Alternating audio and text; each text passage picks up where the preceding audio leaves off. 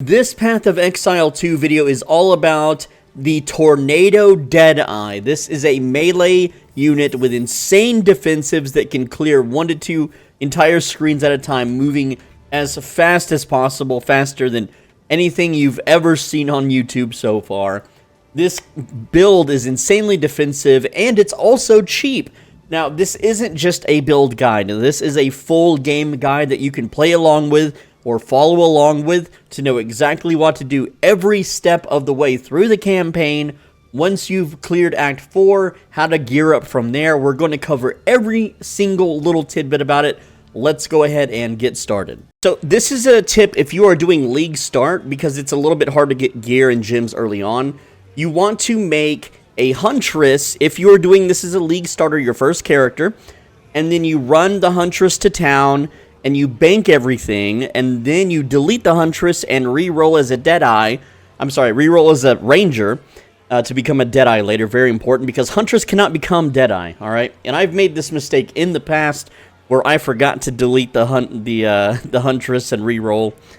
Anyway, hopefully it doesn't happen this time. But by doing so, you will have all of the Huntress starter gear, which is the spear, the shield, the skill gems that you need, because you're going to be using that gear and those gems as the Ranger, okay? So just run her to town, bank everything, delete, and remake, and that's how you do League Start. For the character selection, you are going to choose Ranger. Alright, real quick, we have a small editing blunder, and I need to address this. You're going to see a slight difference than what you are playing as. So, when you choose Ranger, you start with a bow and lightning arrow, as you can see here. Pew pew, right? You just go pick up a spear, and you go get the skill gems, and it's not a big deal, and you can course correct everything that you're about to see. But for some dumb reason, I had fat-fingered the Huntress class, and you're going to see a pretty funny blooper around the end of Act 2 in this video, so yeah, fun times. And I just want to let you know that it's very easy for you to correct, and the video is going to continue with me from Acts 1 to 2 completely oblivious that I chose Huntress. It changes nothing. The skills are all the same. Everything that you're doing is the exact same. It's just at the very start you get a bow instead of a spear. So once you get a spear and you get the skill gems that you will see, everything is completely fine and back to normal.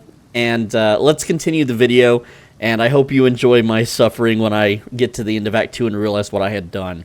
The way this guide works is there will be text on the screen signifying what zone I'm in for the campaign and what I am referencing to, doing, or talking about. So in this case, if you push tab and look in the top right corner, we are in the riverbank. So if you look here at the screen at the bottom, you'll see that the text bouncing around right now says riverbank.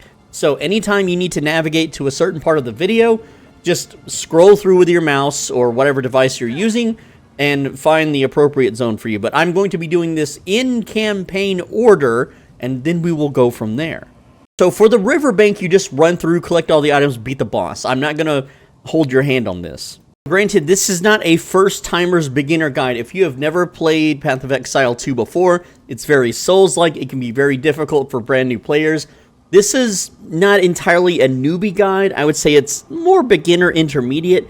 But if you are a brand new player and you need a very beginner guide where you can face tank nearly everything and just hold right click to win the game, this build guide is actually better for you. This will get you the player trading shops unlocked and will make your life way easier. And it looks just like this. The title is Path of Exile 2, Acts 1 through 3 made effortless. Base tank all content, can clear vendor blues. This build allows you to just wear blue items and clear through the game with absolute ease. So please go check that out if you are brand new to the game. Otherwise, continue watching this guide. Now, let's talk about the early skill tree and the path you're going to be taking. So, when you level up, you have two choices. You have evasion rating or increased attack damage. We're going to be taking increased attack damage for our first level. And the path we're going to be taking is as follows. Increased attack damage, increased attack speed into Primal Instinct, which is attack speed and area of effect, and dexterity. We're then going to go down this way with the 8% accuracy and 30% accuracy rating, 10% accuracy rating. You may be thinking accuracy rating is not needed. It fits into the build later. Trust me on this. You're going to want this, okay? Into more accuracy rating. And when you get to your first stat node, you're going to make this intelligence. You're going to make this intelligence, and then we're going to go up and get intelligence again. We're then going to get damage with hits against blinded enemies twice, and then this big node here for more damage against blinded enemies, because the enemies we're going to be fighting will be consistently blinded by our whirling slash. There's not much more to it than that. Once you walk into town, you'll talk to Renly, who will give you a skill gem reward. You're going to use this to learn Twister, and go ahead and equip that. I like to put it on my E slot. And what you're going to be doing is, after casting 2 to 3 whirling slashes, you will then cast Twister, which will shoot out a mass load of tornadoes that bounce all over the place and kill enemies super quickly. Now, for early gear, look for energy and evasion items. Energy shield, evasion, hybrid items. That means not one or the other, but they have both stats on the same piece of armor. We're going to be scaling this later. Now, also, you can use a rattling scepter instead of your leather buckler if you want some minions. The minions actually distract the enemies long enough for you to charge up your whirlings into tornadoes. It's really nice early game, but it will fall off fairly quickly. Now, another piece of gear you should also look for is a quarterstaff for your weapon swap, and let me show you why. So what we're going to be doing is we cleared Mud Burrows, which drops a level 2 uncut skill gem, and what we're going to use this on is the quarterstaff and learn Frozen Locust. There we go. Just go ahead and put that in there. I'm going to put that on you. And so what this does is this makes a crystal, but it also makes frozen ground. And whenever we do whirlwind on frozen ground, it becomes a frozen whirlwind. And then tornadoes become frozen tornadoes, which deal bonus damage. This is going to make things so much easier to clear. For clearing the Mud Burrows, you get a support gem from Renly. And what we're going to do is we are going to go to Whirling Slash and learn Rapid Attacks. This will allow us to build up whirlwinds much faster. Now, I very highly recommend you clear Fell a few times over. You can hold control on a zone and reset the zone until you get a level 1 Rattling Scepter, because it will have level 1 Skeletal Warrior. And it's so much better than your Leather Buckler. So the way Skeletal Warriors work is if you push G, you're going to see it here. And because it gives us some spirit and initial Skeletal Warriors are free, click this plus button to reserve more mana. I'm sorry, not mana, but spirit, to summon more Skeletal Warriors. So there we go. We have 3 Skeletal Warriors, and this is way better than an evasion shield. Now, you will want to run into the problem that when you use Frozen Locust, it will unsummon the skeletons, but as soon as you start building it back up, they come back out. It's just nice to have. It's not permanent. We're not going to be running minions throughout the whole campaign. Don't forget, in Clearfell, you want to kill Bera of the Rotten Pack, because she gives you 10% maximum cold resistance, so don't skip this fight. And it's because she drops the item Head of the Winter Wolf. You right-click this, boom, you'll see in the chat, has received 10% to cold resistance. Do not forget. One important thing for survival early on is in Grellwood, you can go to the Witch's Hut, and there will always be flasks for you, so this way you can swap them out. You gotta be level 4 for this, but if you did the Mud Burrows, you should be level 4. I like to go to town and refill them immediately, because the witch fight can be kind of annoying if she spawns with overpowered mods. After beating the witch, you should get a support gem. We're going to go ahead and go to Twister and learn Retreat 1.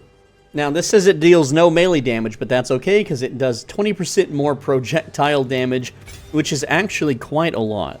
Now, one other tip while playing this build that you may be inclined to do is if you find higher level skill gems, leveling your skills, while normally good, do not level Whirling Slash. The reason we do not level this is to keep the mana cost as low as possible. The damage that we receive by leveling this up is not worth the extra mana. It starts to scale, and this is not our DPS. This is our setup skill. But feel free to level up Twister, and feel free to level up everything else. Alright, just got done killing the Rust King, who drops a level 3 uncut skill gem. In this case, I'm just going to level up Frozen Locust. You can also level up Twister, it doesn't really matter. In the Green Tangle, you can defeat the Druid boss, who drops an uncut support gem. You also might find some support gems by this time just clearing mobs. You're then going to go to Twister and learn Prolonged Duration 1. At the hidden treasure in the Tomb of the Consort, after you beat the boss, he will drop a support gem. With that support gem, you're going to go to Frozen Locus.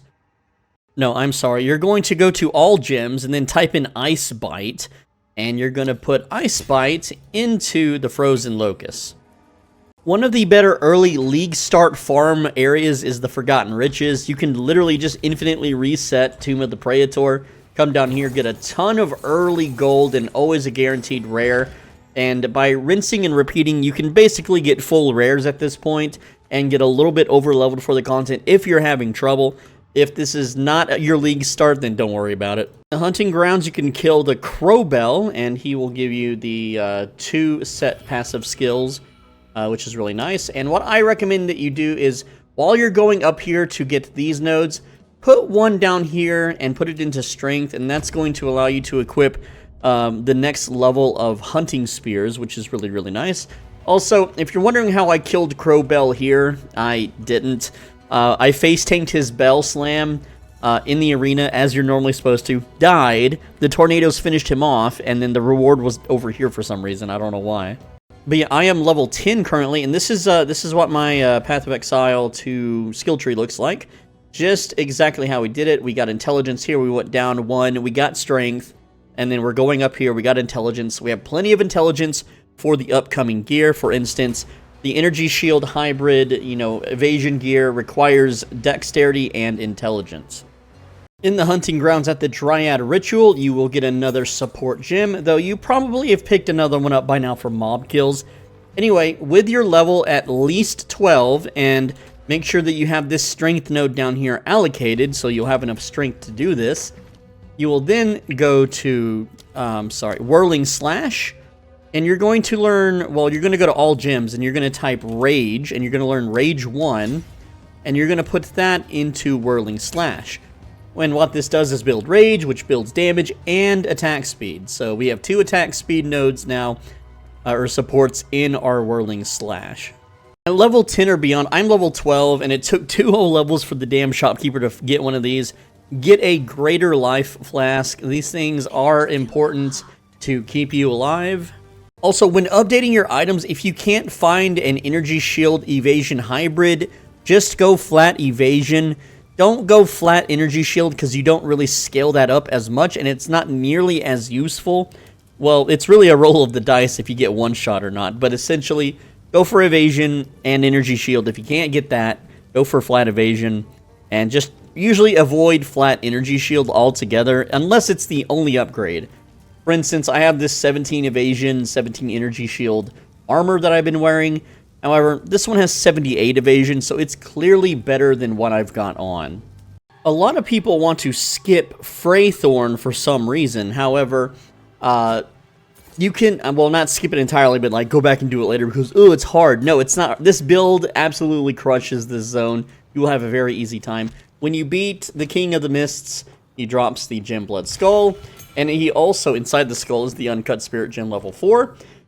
And you are going to learn Herald of Ice. So you're going to engrave that, throw it on, and then right-click to activate it. And yeah, so Herald of Ice synergizes with your Ice Crystal, whirlwinding ice tornadoes. It's amazing. Afterwards, go to town, talk to Finn. I recommend the Sapphire Charm because the boss coming up is a cold one. In the farmlands, you can get Una's Loot, and this will give you 2 passive skill points whenever you turn it in. Here's what your passive tree will look like after Una's Loot at level 13.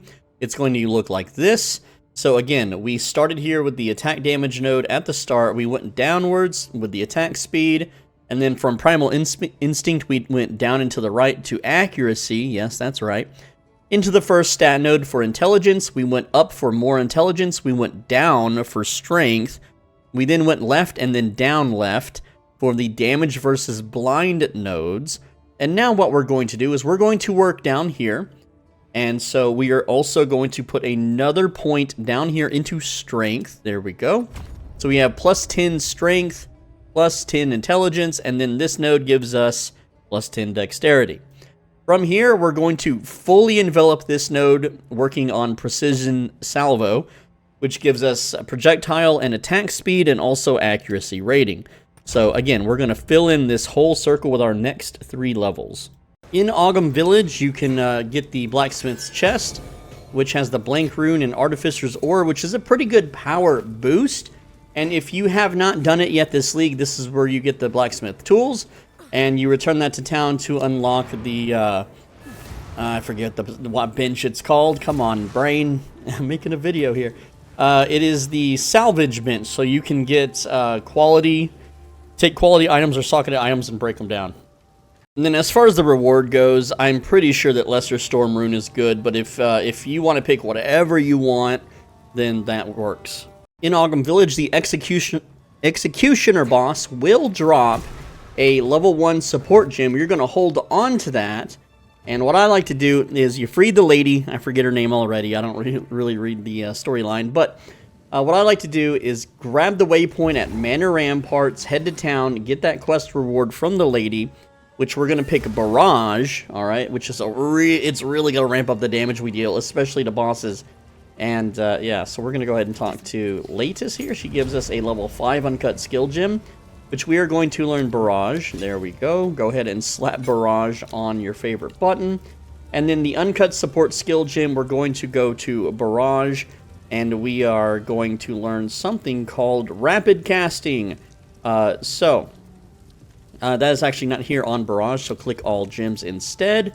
Type Rapid, and then Rapid Casting 1, go ahead and engrave that, put that on, and that's going to allow us to cast Barrage much faster. So the combo is as follows. You are going to cast Barrage by pushing your Barrage button, then whirling 3 times into your Locust into your Twister. So again, Barrage, 3 whirling slashes, Frozen Locust, Twister. And I'll show that one more time. So for me, I'm going to push R, right click, Q, E. And that's going to throw a bajillion tornadoes all over the place. And we're going to be able to throw even more tornadoes later on when this build really gets ramped up. Also, if you're wondering how I have 6 skeleton warriors, I did manage to get an item with plus 11 intelligence. So if you manage to get 28 intelligence, remember, your default intelligence is going to be 17 at this point. You start with 7, we got 10 from the node, the tree. And so also keep that in mind when leveling up your Frozen Locust, that you might not have enough intelligence to use it. In this case, I have 13 intelligence, or it needs 13 intelligence, so we're good. But again, if you can manage to get 11 intelligence on your gear, you can get the level 5 Rattling Scepter, and then you just open the menu and crank up the amount of skeletal warriors. And this does reserve Spirit, and you don't want to unreserve Herald of Ice. That is too valuable and too strong. So in Manor Ramparts, you might come across the starting character selection screen here. That's the Gallows. If you unhang the person, you get a support gem. We don't really have the stats to use this right now, so you can just hold on to it. When you're in the Ogum Manor, don't go down any of the stairs yet until you fight an optional boss. You'll know you found it when you hit the checkpoint. It's going to be a bunch of like little church chair things, and then up here you're going to fight the Candlestick monster by investigating the Psalm of Madness. So he will drop the Candle Mass's Essence. You just consume that plus 20%, or not 20%, holy sh... That would be really good. Just a flat 22 increase of your life. Alright, so Act 1, first boss is down. Let me show you what our passive tree looks like. This is it. We're level 16, by the way. We are level 16. This is what the passive tree looks like. These are the items that I'm currently using. I have a decent spear. This one's got some damage mods on it. White chest piece, a crappy, well, not so crappy. It's got some damage on it. Gloves. But, you know, hardly any resist. You know, we get just a regular rawhide belt for that life recovery from flasks. I've got a flask that heals 21% instantaneously. White boots, white rings, a crappy blue life regen amulet. Rare helmet with 11 intelligence. That's really the only thing going for it. We have the scepter with the level 5 skeletal warrior. And the staff here, the quarterstaff, is a lot of elemental random damage, but nothing too crazy. And to recap skills, we have Whirling Slash level 1. We're not leveling this up because it is not a damage modifier. We have Rapid Attacks and Rage.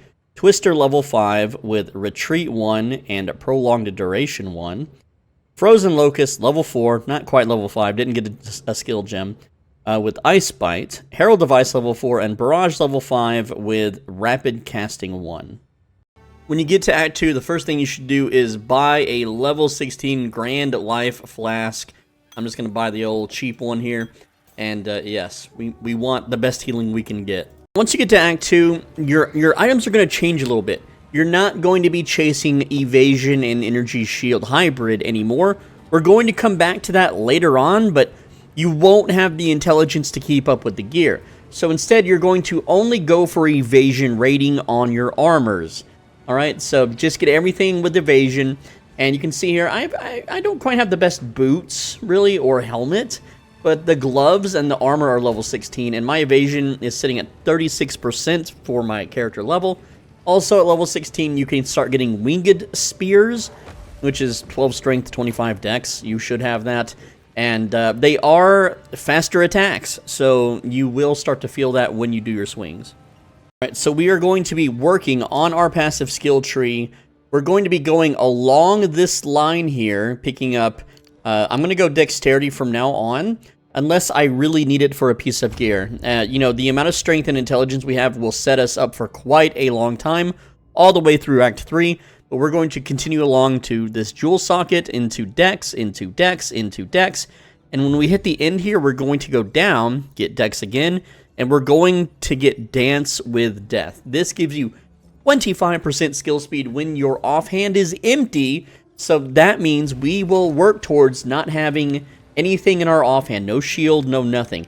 And that's going to dramatically increase our kill speed. Now, as you play, you're going to be getting more skill gems. Like, I just killed the boss at Maw Done Mine here. And so I got this, again, level 6 skill gem. So, do not level up Frozen Locust anymore because it pushes you above the 17 intelligence threshold, which you would need items to supplement. If you have good items with plus intelligence that you can rather afford to lose or swap out, yeah, you could level it up, but it's not really worth it. So in this case, keep leveling Twister, keep leveling Barrage, and never level Whirling Slash. We do not want the mana cost to go up on that. And if you think the mana cost isn't a big deal, you'll just chug more mana potions. When we start attacking insanely fast, it will drain all of your mana so quickly you won't be able to keep up.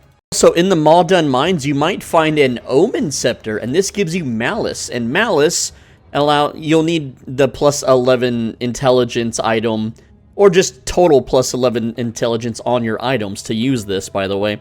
But it causes critical weakness, which is an aura that builds up your chance to crit. So it's actually way better than the skeletons. But if you like having the skeletons to face tank for you, it's whatever you prefer. And if you prefer, you can put on the Skeletal Warrior Scepter for clearing, and then when you get to bosses, switch to Omen. It's whatever you like to do. In the Mastodon Badlands, you'll find a level 2 support from a golden, thing of bones. I forget what it's called, but here it is, Uncut Support Gem level 2. And what you're going to do is go to all gems and then type in the word Spite, and you're looking for Frozen Spite. You're going to go ahead and grave that, and you're going to throw it on Herald of Ice. There we go.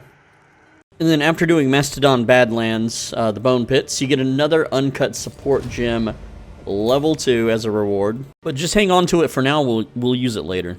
Let's do a checkup. This is level 23, Mastodon Badlands is cleared. You should have an Uncut Support Gem. You should have the Balbala's Baria that you haven't turned in yet. We'll do that later when we're even faster. Alright, we got the Sun Clan Relic. Now here's just a quick gear check. I've got this Serrated War Spear of Dueling. Now this is pretty good because it's plus 2 levels of melee skills, and it's physical damage boosted. So if I wanted to, I could make this into a rare and boost it up, but it's good enough. I'm still one-shotting everything, so I don't need to upgrade this. And then I have... This helmet needs upgrading, but it has plus 11 intelligence, which I haven't been able to replace yet because I just haven't been lucky. I have a white amulet, which if I could get the amulet with intelligence, I can check Zarka here. She sometimes... Nope. Okay, no amulets. Bummer, right?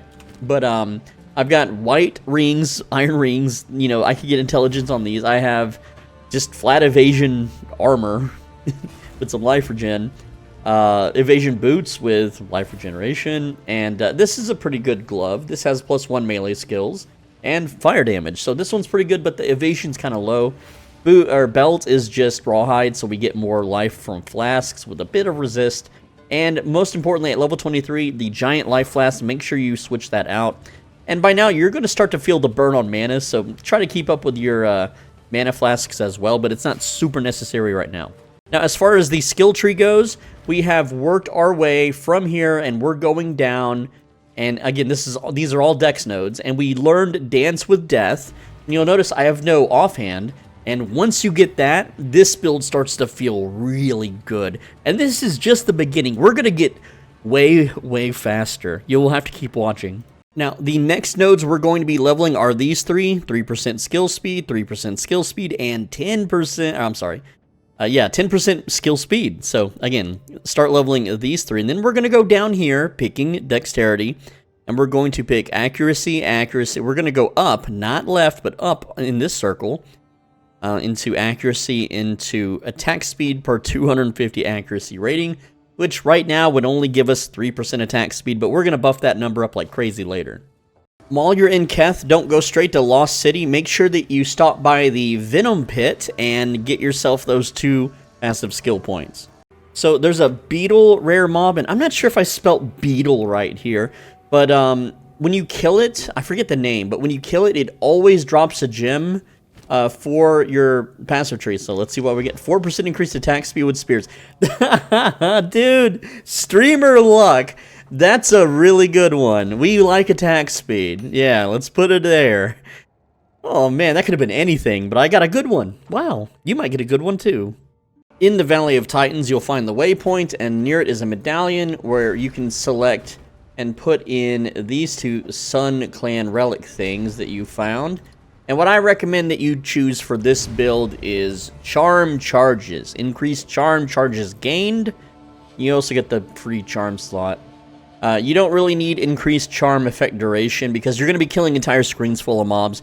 You want to regenerate those charms as fast as possible.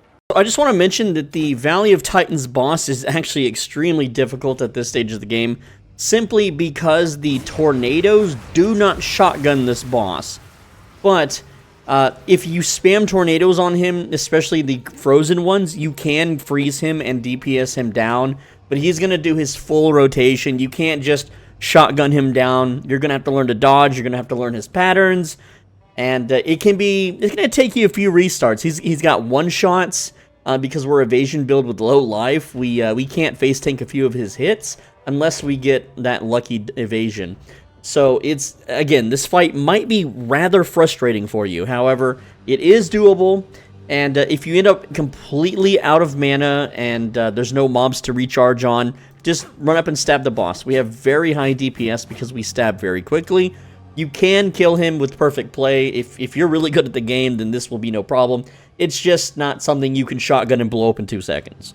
The Spires of Dishar is a rather difficult zone, mainly because the enemies can basically either surround you and stun lock you. They're tanky. There's a whole lot of problems that these mobs give. And my best advice is to stay in the hallways and dump your tornadoes out to clear the area. It's slow. It's going to be painful. You're going to die a lot. Sometimes a bunch of spear guys will all just stab you at once. You won't evade any. You die. There's these flying things that'll all spit on you at once, and then you'll just die. Just keep slamming your head until you get through the zone. If you're still having trouble, you can try at a vendor or wait for an item drop the Colossal Life Flask. That's going to increase your healing by a significant amount. 100 may not seem like much, but it's literally 25% more heals. And you'll be getting these level 8 gems. Remember, level up Twister and Barrage. Also, while in this zone, don't forget to touch the, or grab the Sisters of Garukan little jar here. And that'll give you 10% lightning resist. You'll summon enemies, but you'll see in the chat has received a +10 to lightning resistance. And sometimes in the game it doesn't display for some reason. I'm not really sure why that is, but you can try checking your character. Sometimes it will, sometimes it won't. Alright, so we are currently level 31. I want to give a checkup on the skill tree. So we have finished getting the Falcon Dive node here. We've also got the acceleration done. What you want to do now is go up from here, and at level 30, you'll take this 10% increased attack damage node, and then you're going to go to the right, not the left, and you're going to take the 2% increased movement speed, which we were not going to be using that part, but the 8% increased attack damage node is what we want next. And then finally, what we're going to do, we're going to learn Maiming Strike, which allows us to maim on a hit. After that, you are going to save 11 skill points. You're not going to spend any skill points. You're going to bank 11 of them, and the reason we're doing that is we're going to be allocating points into different weapon sets, so that when we're, using our spear, we get a bonus, which is right down here, all these juicy spear nodes, and when we're using the quarterstaff, we will be getting other benefits for elemental damage, which will, funny enough, stack at the same time, giving us essentially 11 bonus levels worth of damage. So here is our items. We have a rare forked spear with attack speed, which is nice. We still have the 11 intelligence helmet. We got this rare just now, literally just picked it up from a dead mob. It's not as good evasion as this, and this requires having 26 int, which I wouldn't have with the helmet. Well, I guess I would, but still a white amulet, a small resistance fire ring here, and still a white iron ring, blue gloves, blue belt, and a crappy rare boots. I got the colossal life, colossal mana. I don't have a second charm because I haven't found any yet. So yeah. As far as skills go, nothing has changed. We still have Whirling Slash, which unfortunately is being boosted to level 2 from the gloves, whatever. You can't help that. We have Twister level 8. It's still the same support gems. I'll go over them again, just in case you skipped ahead in the video. Rapid Attacks and Rage 1 in Whirling Slash. Twister has Retreat 1 and Prolonged Duration 1. Frozen Locust has Ice Bite. Herald Device has Frozen Spite. Barrage has Rapid Casting. And there you go. Now, if you can, always be trying to upgrade your flask. You can see here 450 life is really nice, but this one is 644. Alright, that is a huge difference, alright? So it's totally worth the gold, even if it's, League Start or whatever. Well, I have a small error, and that is I forgot to mention in Dishar, click on the fallen whatever character, and then return the letter back to town, which I don't know why I opened my map for that, but that'll get you 2 skill points. We're back in town. There's Shambrin. We're going to talk to her. We get the letter. We use the Book of Specialization, and there we go. So again, we're going to max out Maiming Strike here, and then after that, we are going to save 11 of these passive points. While in the Dreadnought Vanguard, they can drop level 9 skill gems, which you should, again, level up Twister and level up Barrage. Now, if you're finding the area or the boss too difficult, we can take a break here, and we can just go get our Ascension. But also, you should be around level 32 by now. If not, you can grind this area and hit level 32. And when you do, if you are not doing a League Start, or how do I say this? If you have already beaten Act 3 on another character on this league, you could go ahead and buy a bunch of unique items that'll really put the build together for at least the early game. And all of these uniques are 1 Exalt as of September 28th, 2025, Wake of Destruction, Tangled Tongue, and Call of the Brotherhood. And what happens is Wake of Destruction gives you Electrified Floor, so you no longer have to ever use Frozen Locust at all. You can just literally spin in place and then tornado, and they will become enchanted from the electrified ground. Then Call of the Brotherhood will turn electricity into cold damage, freezing enemies that you hit with your electric tornadoes. Alright, and then Tangled Tongue makes your crits harder and more often, gives you intelligence. It's just a really good cheap weapon that's probably better than whatever rare you may be carrying. However, for the sake of this video and future me doing this as a League Start, I will not be using these items until the end of Act 3. When Act 4 opens up, you are allowed to use the player shops, so I will continue to use blue and yellow items until then. So around level 32, level 33, whatever it takes, either before or after the Act 2 boss, you're now high enough level to make the Ascension pretty damn easy, so go ahead and go do that real quick. And you should, if you've cleared the maps, you will have 2 Djinn Barias or whatever. Do the one that's level 22. It's just way easier and will save you a lot of time. Alright, once you've beaten the trial, which should be very easy at this point, you're going to ascend into a Deadeye. So if you choose this and you're like, Swole Benji, I don't see Deadeye, I see Amazon and Ritualist, that's because you picked Huntress and not the other class. So yeah, you don't want to throw away your whole day and get here and find out you picked the wrong starting class. That would be really bad. Well, I'll be right back while I fix this error. I want to talk about what I did. I clicked Ranger. At some point, I had fat-fingered Huntress. So don't do what I did. You know, it's really my fault for not realizing that I started the game with a spear instead of a freaking bow. Oh man. Anyway, I'll be right back and catch myself back up to the video.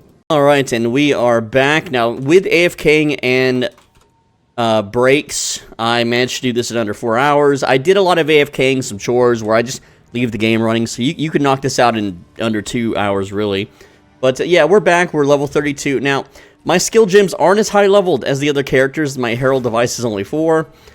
Frozen Locust is only 4 because I didn't bother getting the skill gems again, which I'll do it later.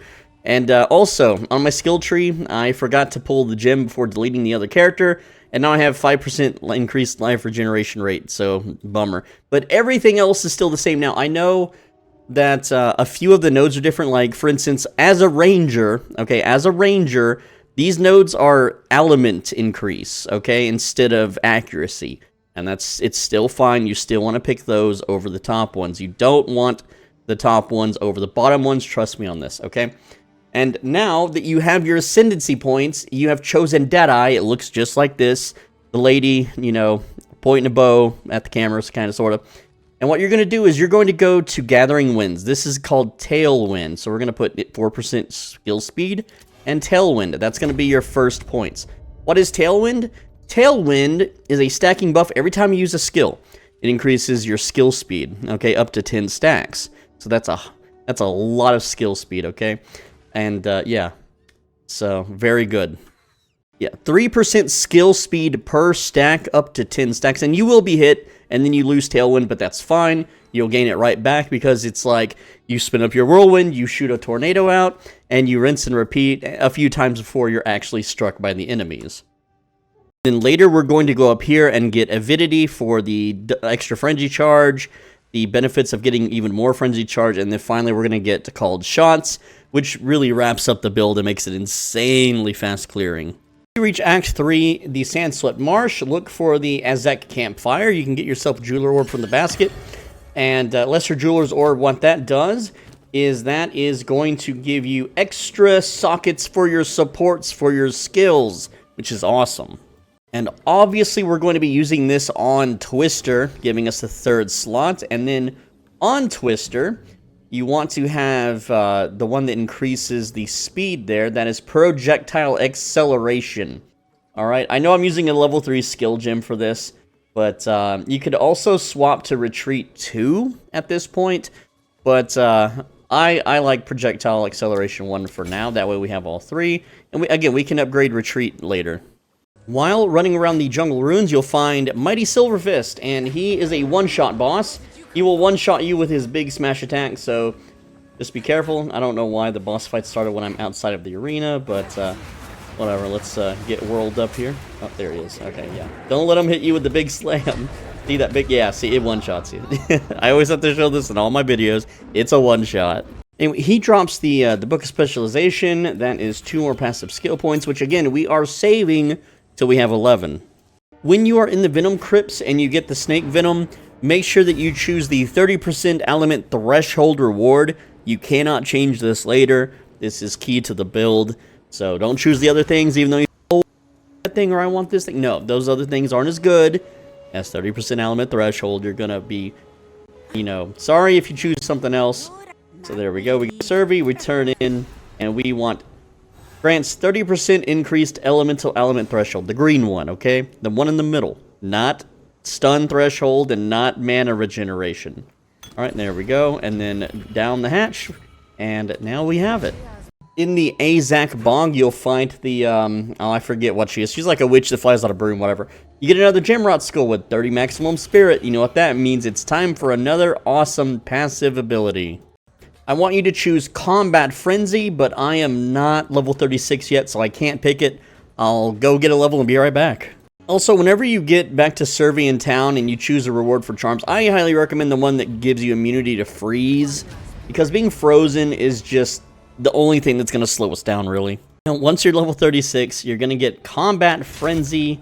Slap that bad boy in, and it looks like something's attacking me over here. Let's just take care of that real quick, and see you later, Buster. Alright, with that, you are going to support it. Let's see, and that is Charge Charge Profusion 1, which I know is a level 1 support gem. I'm using a level 3 support gem, it doesn't matter. I'm going to have plenty of them anyway. Oh, and don't forget to right-click to activate it. So yeah, now whenever we freeze things, and we're going to get Frenzy Charges, and then Frenzy Charges will be consumed when we use Barrage to make more tornadoes. Woo! Now, don't forget to fight Blackjaw in one of the side areas in the Jaquani's Machinarium, because he drops the 10% to fire resistance item. And sometimes he'll drop a lesser Jeweler's Orb, not always. It's just a good place to get one, so you never really want to skip this. It's a permanent buff after all. Now, by now, you probably have 10 passive skill points burning a huge hole in your pocket. You're like, I want to spend these. I want to spend them now. We're gonna wait until we do the Sacrificial Heart quest, and then we'll spend them. Also, while you could ascend it now, it's not the most difficult, especially with this broken-ass build. But I'm going to wait until we unlock Act 4, thus unlocking the player shops, and that gives us a huge power spike. Also, my HP is 666. Ooh, spooky. Alright, things actually might be a little hard in the next few zones, so we're just going to do our skill point allocation now. You can see I have 11 skill points to allocate, but we're only going to be allocating 10. And the reason why is we are going to be using weapon set 1 and 2 so that we can maximize our damage when we have spears and maximize damage for when we whip out the staff, the quarterstaff, so that we summon Frozen Locusts, which the damage will scale when we, swap immediately back to use Twister. That's just how the build works. Now, I wanted to kind of wait until we had at least 12 available instead of the 10, but we're just going to go ahead and do it now just so that you're not feeling as weak running through the zones, just to be more efficient. So, weapon set 1 for me is going to be the spear set. So you should have a spear and no offhand, so you have that 25% skill speed from the keystone, alright? So, and your weapon set 2 should be quarterstaff. So, what that means, we want weapon set 1 to be active, so click the arrow, make sure it's lit up here. Allocating points for weapon set 1. We are going to go down here to the spear node, 10% damage with spears, all 3 of those, and then we have 75% melee damage with spears while surrounded, and you're almost always surrounded because you're dashing into the middle of mobs before you tornado them. 40% increased projectile damage with spears when there's no enemies around you. So once you've blown up everything in front of you, and the tornadoes are bouncing around the level, this means that the tornadoes now deal way more damage. Then we go 3% increased attack speed. We go up from here to 3% increased attack speed, and then we get 25% damage and accuracy rating, which, as you know, accuracy rating becomes attack speed. So now we also get accuracy rating with spears here, and then we loop around and grab this one, 25% increased damage with spears, 10% increased attack speed with spears. And you're going to learn all of those. Again, make sure weapon set 1 is highlighted. There we go. Now, while still on weapon set 1, you're going to go up here now, all the way up in this little area. And you see where we have this circle here that has the precision salvo, kind of the attack speed circle early on. We're then going to put a point right here at projectile, 15% projectile damage if you've dealt a melee hit in the past 8 seconds. There we go. Alright, and that's all of our weapon set points for now. Once we sacrifice the heart, you can then work your way towards these 2, if you want. Actually, no, we do not want to get Adaptable Assault because we don't want the projectiles to disappear. I forget they changed it. Do not learn Adaptable Assault. The next point goes right here into projectile damage if melee hit. Now, for weapon set number 2, you're going to, again, click the arrow and highlight weapon set 2. All right. We are going to click right up here to elemental damage and shock chance. All right. Then we go up here and up here as well into this node that is 20% increased damage for each type of elemental element on enemy, and apply those points. Now, these next stat allocations won't make a whole lot of sense since our build isn't really built around it yet, but it's something that we're going to get as soon as we leave Act 3. All right. And if you scroll down, remember this node where we got with Maiming Strike? Well, right below it to the down and left, you have 15% increased magnitude of shock you inflict. You're going to pick, you're going to learn all of these shock nodes, all of them. So we're going to go 1, 2, 3, 4, 5, and then 6. And we don't have any more points, but then we would learn Frazzled, all right? And again, as soon as Act 3 is done, our build opens up. We're going to be shocking and freezing without having to cast that little staff spell anymore. But there's still a way to allocate the second points for the staff spell. It'll make more sense as we get through Act 4. But go ahead and allocate those points, and you're all set.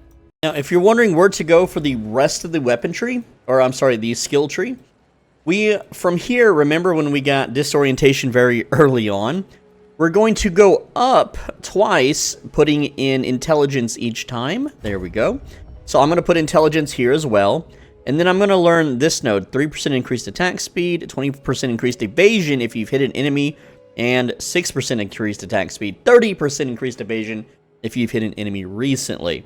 We need to start working on our defensives so that we don't get one-shotted. Then from there, we are going to go to the right, and we're still putting in intelligence. So we're going to go right here and put it into 5 intelligence, go down, get 20% increased evasion if you've consumed a frenzy charge, going down and to the right. Again, 20% increased evasion if you've consumed a frenzy charge, and then getting the middle one, which gives us maximum frenzy charge and 10% to gain an extra frenzy charge. While you're in Outtro, I think that's how I say the name, don't forget to pick up the Sacrificial Heart. You're going to sacrifice this in the next zone for 2 passive skill points. Alright, so the Viper fight in the Outtro zone can be very, very difficult. And my advice is just keep slamming your head at it. Just every chance you get. You can try to back off and use Spear Throw, because we throw spears pretty fast and they deal good DPS. However, it's all about getting your combo off, your 3 spins into your barrage tornadoes. Now, if you are not a league start, the fight is insanely easy. You have Wake of Destruction, you have Call of the Brotherhood. Everything just gets frozen and electrified and she dies instantly. But without it, as a league starter, it's very difficult. You're probably gonna die 10 times trying it, but eventually you will kill her. The main important thing is that you can't face tank the attacks. You have to dodge the snake spear throw. You have to dodge the guards when they do their big stab attack. When you dodge roll, you have immunity frames, so you have to dodge perfectly, and you can avoid dying. As long as you stay at range and chunk spears at her, you won't get drained enough and lose all your life charges, alright? I know it's a tough fight, and I know it sucks. There's really no easy way around it. There's no other skill in the tree here that lets you cheese it. I wish there was, or I would tell you how to do that. Alright, 2 very needed, necessary skill points. Now remember, these also give you to your alternate weapon sets. So once you stab this heart, you can finally finish those 2 things. So there we go, we did it. And remember, you click the little arrow here to allocate. So weapon set 1, we're going to get to this one right there. And then weapon set number 2, we're going to go ahead and grab that one. And that finishes that. We're going to be allocating more weapon set points way later on, but not at the moment. So Doriani is actually a very easy fight, especially the second form, because it's so big, it just absorbs all the tornadoes. And if you're having trouble with the first form, my advice is just go counterclockwise around the arena and just throw regular tornadoes at him. You can throw the freezy ones if you want. Just make sure you don't stand in any of his attacks or anything. And yeah, it's a lot easier than the Viper fight. Alright, now travel to King's March. This is Act 4, and as soon as you do, it unlocks the player shop, which we're going to go and get a bunch of really good gear, super cheap. And if it's not cheap, then just get the best you can. It really depends on how expensive things become in the future if this build gets real popular, you know, like look at the view count down below. If it's under 100,000, it'll probably be cheap, okay? That is unless someone copies my build. But anyway, go to Act 4, and we're going to gear up, and we'll come back, and then we'll get our next Ascendancy Points. The first item you want to buy is Wake of Destruction. Now, if you are playing, like, on League Start, and you're, like, it's day 1, obviously these things might be a little more expensive, but they get real cheap, and if for some reason in the future they are not cheap, well, you can skip it for now. All this does is save you from having to cast Frozen Locust ever. So it takes a whole button out of your skill rotation, making it way smoother and more like just smooth brain to play. Alright, so if you don't know how to get to the player shop, click the little button down here, and then you can click Market Panel, or just push the button next to period on your keyboard, and that opens this menu. And then you'll go to search here, type Wake of, and then click Wake of Destruction. Now, I like to sort it as a maximum of 1 exalted orb, because I'm a cheapskate. Alright, so now what I do on this screen is I want to sort the boots by the most lightning damage to attack. So I'm just going to hover over this modifier and left click it. And now it shows me that the highest one is 1 to 44 lightning damage. If I want to, you know, pay a little bit more, I can scoot that up to 2. And then sort again. Now we have 1 to 48 lightning damage, and that's pretty good. 50 is the highest it goes. You can see here on the left side, it says 1 to 30 to dash 50. So 1 to 30 would be lowest, and 1 to 50 would be highest. And also, we want to make sure like that this one is not corrupted. Like you can see down here, this one is corrupted. All right, and so these can, you know, change modifiers and stuff, but like reduced attribute requirements, who cares? Preferably buy one that's not corrupted, and if you can, you could buy one that also has a socket or 2. But yeah, just shop around. So once you have Wake of Destruction on, all you gotta do now is spin, and then tornado, and yeah, now you have lightning tornadoes. But we don't want lightning tornadoes, we want freezing tornadoes, but there's a way to do that, and that's the next item. Now, Call of the Brotherhood, 100% of lightning damage converted to cold damage. This is what we want. So now the tornadoes will be still electrifying things, but they deal cold damage, which will freeze things. Very awesome. So what you want to do, here's how I got it set up. I got Call of the Brotherhood, Topaz Ring, and on my search filters I have explicit number % increased freeze buildup. I set it to 29, and then I set in plus or number to intelligence 20, because you want a 20 intelligence ring and very close to perfect freeze buildup as possible. And I found this one for 2 exalts, so let's go buy it real quick. And we just teleport to the seller's hideout, which is being a little slow right now. I'm not sure why. Normally it's like you click the button and you just pop in. But that's how it is. I don't know why it's taking so long to load. Alright, and then it'll be highlighted in purple right here. There it is. 2 exalted orbs, 6,000 gold. And we got it. Alright. Now, the third thing to buy is a high physical damage spear. Now, if you went Tangle Tongue, you can keep using that. If you are day 1 in the league or league start, then there won't be a lot of cheap or easy to find fast, high damage spears for low level players. But if you're deeper into the league, like I'm almost a full month into the league, so I can just go to item category and go to spear. And I'm level, what, 43. I will max level 46, 7, why not? And we'll just search, and then we'll search by physical DPS. And, well, I don't want to pay 50 divines, so let's put a limit of 5 exalts. And, yeah, just sort by physical DPS. And pick a nice good one that's pretty quick. Now, you could go shopping all you want, but it's a little bit overkill right now, because we're still kind of low level, and it won't matter too much, but I went ahead and got this spear. It's a lot better than the one I have. Unfortunately, I'm not level 45. I'm only level 43. And this armor was pretty damn good. Now, this was a deal. Like, 5 exalts for this thing. I think that's a deal. You know, it's got spirit. It's got stats. It's got, well, technically double resist, I guess. It's got, you know, maximum to life twice on there. Pretty damn good.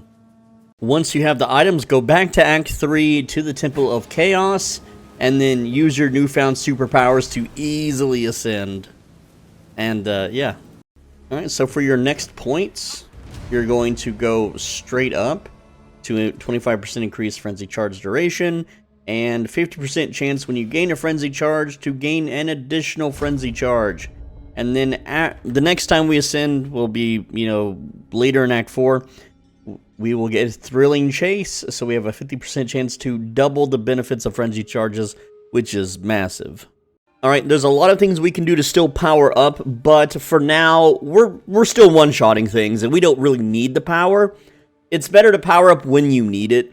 My recommendation, once you hit Act 4, is to do Isle of Kin first, because it's 2 passive skill points, so that's where I'm going.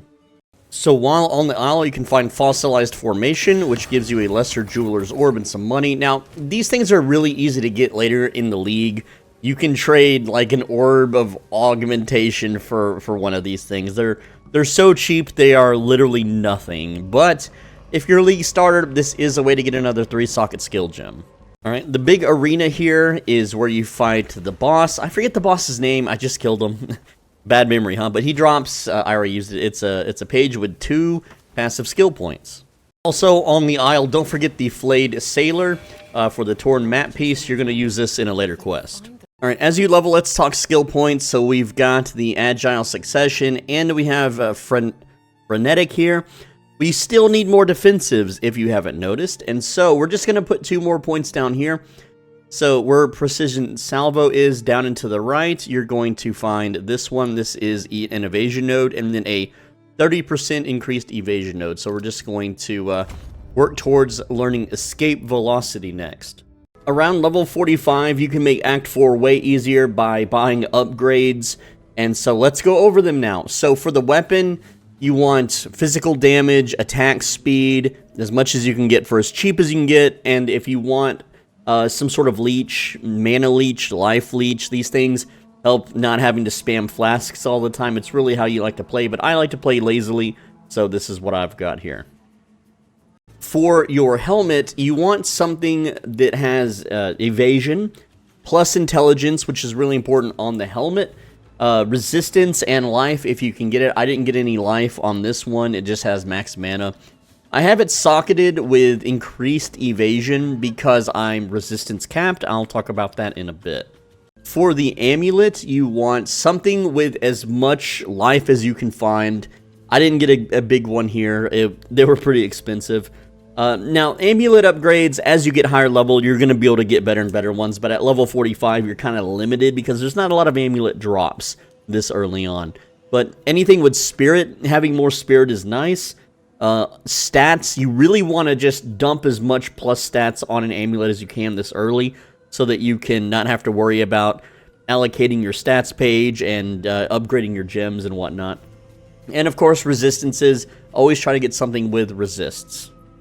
For your first ring, get Call of the Brotherhood. Try to get one with 20 intelligence. Preferably a good resist roll. I got a bad resist roll, but that's okay. We can make up... Resists are easy to make up. And something with high freeze buildup.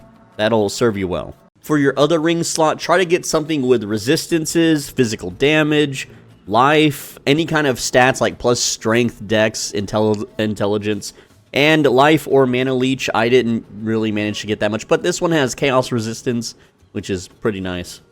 For your belt, make sure that you buy a belt with 3 charm slots. You should never buy a belt that does not have 3 charm slots at this point, moving forward. You want life, resists, and if you can get it, plus strength is really nice. I wasn't able to find one, though, for cheap, so I didn't buy it. And I'm buying all of this gear for like 1 to 5 exalted orbs each, okay? For your boots, Wake of Destruction, preferably with high lightning damage to attacks, and preferably not, like if you buy a corrupted one, make sure it has a socket. If it doesn't have a socket, just, I don't know, man. For your gloves, get something with attack speed, resistance, life, and leech. You can also get it with physical damage, which is, it's hard to find a cheap one. And I managed to snag this one. This one is +1 to max frenzy charges. That's huge. I got this one on a deal. You probably won't find that one ever again for such a cheap deal. For charms, you want freeze, stun, and slow, or thawing, stone, and silver. That way you can't be frozen, slowed, or stunned. These are the 3 things that will get you killed and really slow down your clear speed if you don't have these. For your jewel slot on your passive tree, try to get something with increased skill duration. I like 10%. This one's pretty neat. It's got maximum life on kill. We're always killing things. Penetrates cold resist and magnitude of elements inflicted, which is nice. But all these are pretty low rolls. So again, this is why it's super cheap. All in all, here's my stats at 45. Max fire, lightning, and cold resist with 36 chaos, 1,000 life. When I'm spun up and hitting enemies, I have 56% evasion. I think it's actually more than that once I actually attack something. Let's see, yeah, 60%, as long as I have the tailwind built up and I'm actively attacking things. After clearing the Isle, I like to go to Kedge Bay, which is right up here. Nice little level 47 zone. When you find the abandoned ship, there should be a torn page piece around here somewhere. Pretty sure it's here.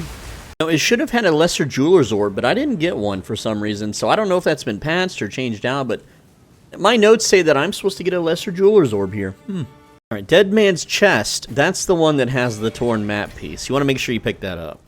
Once you're done with Kedge Bay, I like to go over here on the right side to the abandoned prison. While here, kill enemies to get the chapel key so that we can get a perma buff to our flasks. Before going down to solitary confinement, make sure you click on the Goddess of Justice statue. And of course, we want to get 30% increased life recovery from flasks. And you can come back and change this anytime, but that's what our build uses. Once you're done with the prison, go ahead and go to Eye of Hinakora. That'll be the next zone to clear. For getting through the dungeon, you get 5% increased maximum mana, which is pretty useless for this build. Oh, and it's not the end of the dungeon. You still need to go to the Halls of the Dead, by the way, if you've never done Act 4 before. In the Halls of the Dead, there are 3 tattoos to get, which you can exchange for stat rewards. So, because we are mainly a dex class, dexterity doesn't do much, but I find the resistances to be too easy to get from gear, so I always take the stat rewards. I never take any other reward for this zone. Now, remember, there's 3 tattoos total to collect, so again, I'm just picking the stat ones.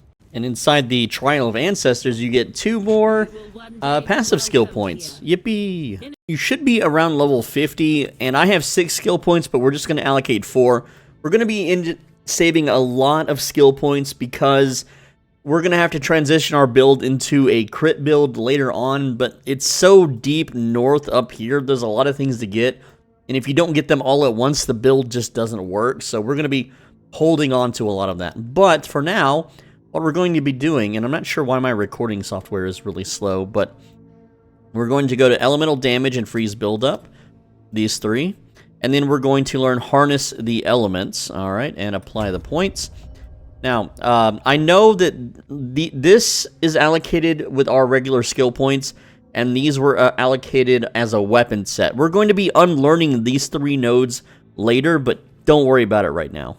The next zone to clear is Wakapanu Island, so go ahead and sail there.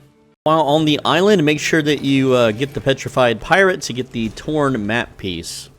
Next up is Shrike Island. We're going to go down to the left here, and that's the next zone to clear. While in Shrike Island, make sure to grab the Corpse Nest to get the final torn map piece. You can turn in the pages to Moroku, who is on the boat. There we go, blah, blah, blah, blah, blah, story. And, let's see. Hold on. It's Makoru, and you have to click each of these little things in the dialogue. So I clicked the 4th one, the 3rd one, the 2nd one, so on. There we go. And then that should unlock the new zone. So yeah, that unlocks Plunder's Point, but we are not going to go there just yet. Yeah, we'll do the Plunder Island later when we're stronger. For now, we're going to set sail to Aristas, which is right above Shrike Island. It is right in here, so go ahead and sail there. Level 52 zones can start to drop greater Jeweler's Orbs, by the way. I'm not sure if they can drop it in earlier levels, but this is around the time I start to see them, so just keep that in mind if your league start. This is one way to farm them. Afterwards, you're going to go to Nagakanu. I don't know if I'm saying that right, but it's right over here. That's the next part of the story.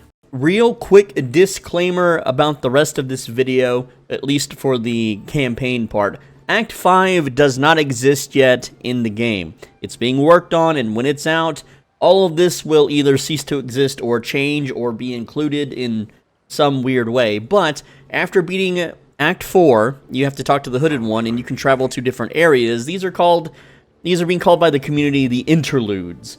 We're going to start with travel to Augum, and we'll go from there. So if the game is different, if the campaign is different, the rewards should be similar, and the zones might be similar. I'm not sure. I can't predict the future. But who knows how long it's going to be until Act 5 even comes out. It could be a year from now. Who knows?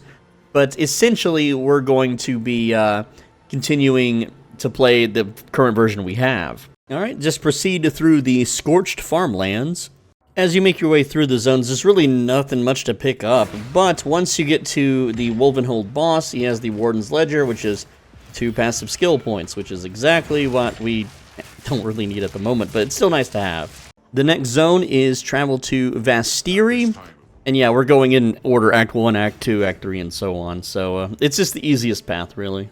While in Kari Crossing, look for the Skull Maw Stairway, and clear the mobs inside for a 5% max HP buff. And here you'll find the Molten One's Gift, and then there we go, grants 5% increased max life, which is pretty nice. Also, find a side area with a giant sandworm and a scorpion boss.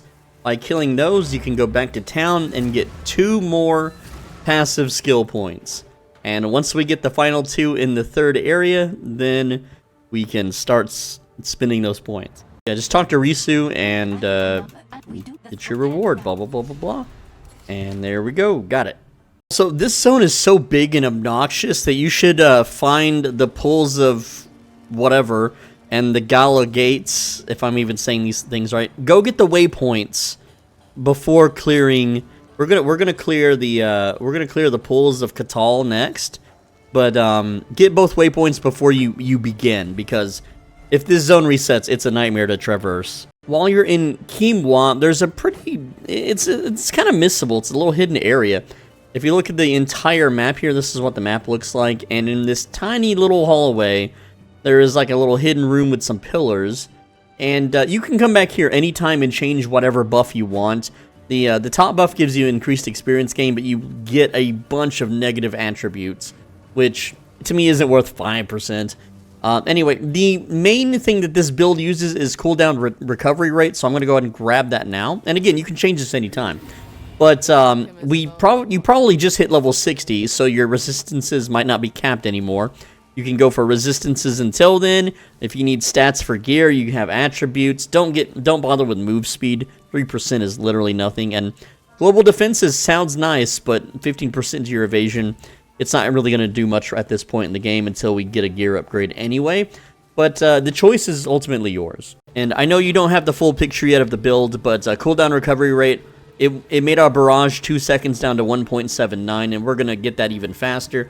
And really, at the end of the day, all we're going to be doing with this build is zooming around the map and waiting on cooldowns while we blow up the entire screen. Like, I know that you think that this is really fast and is crazy good for clearing. You haven't seen nothing yet. This is like 10% of our power level. For the Kima Reservoir boss, if you're having a difficult time fighting him, it could be a gear check, but what I like to do is I just kite him into this little corner here on the left, and this is where I fight him, because whenever you do your tornadoes, it double taps them, because it hits them, hits the wall, hits them again. It's just a really nice way to quickly nuke them down. Once you're done with the Act 2 interlude zone, you're going to travel to Mount Crier. Now, I know that you have a lot of passive points that are really eating at you. I know that you have a damn inventory full of skill gems, support gems, soul or spirit gems. I know. Don't worry, we're going to get to that. We need up to 24 weapon set points, and we're going to need more than 24 passive points on reserve.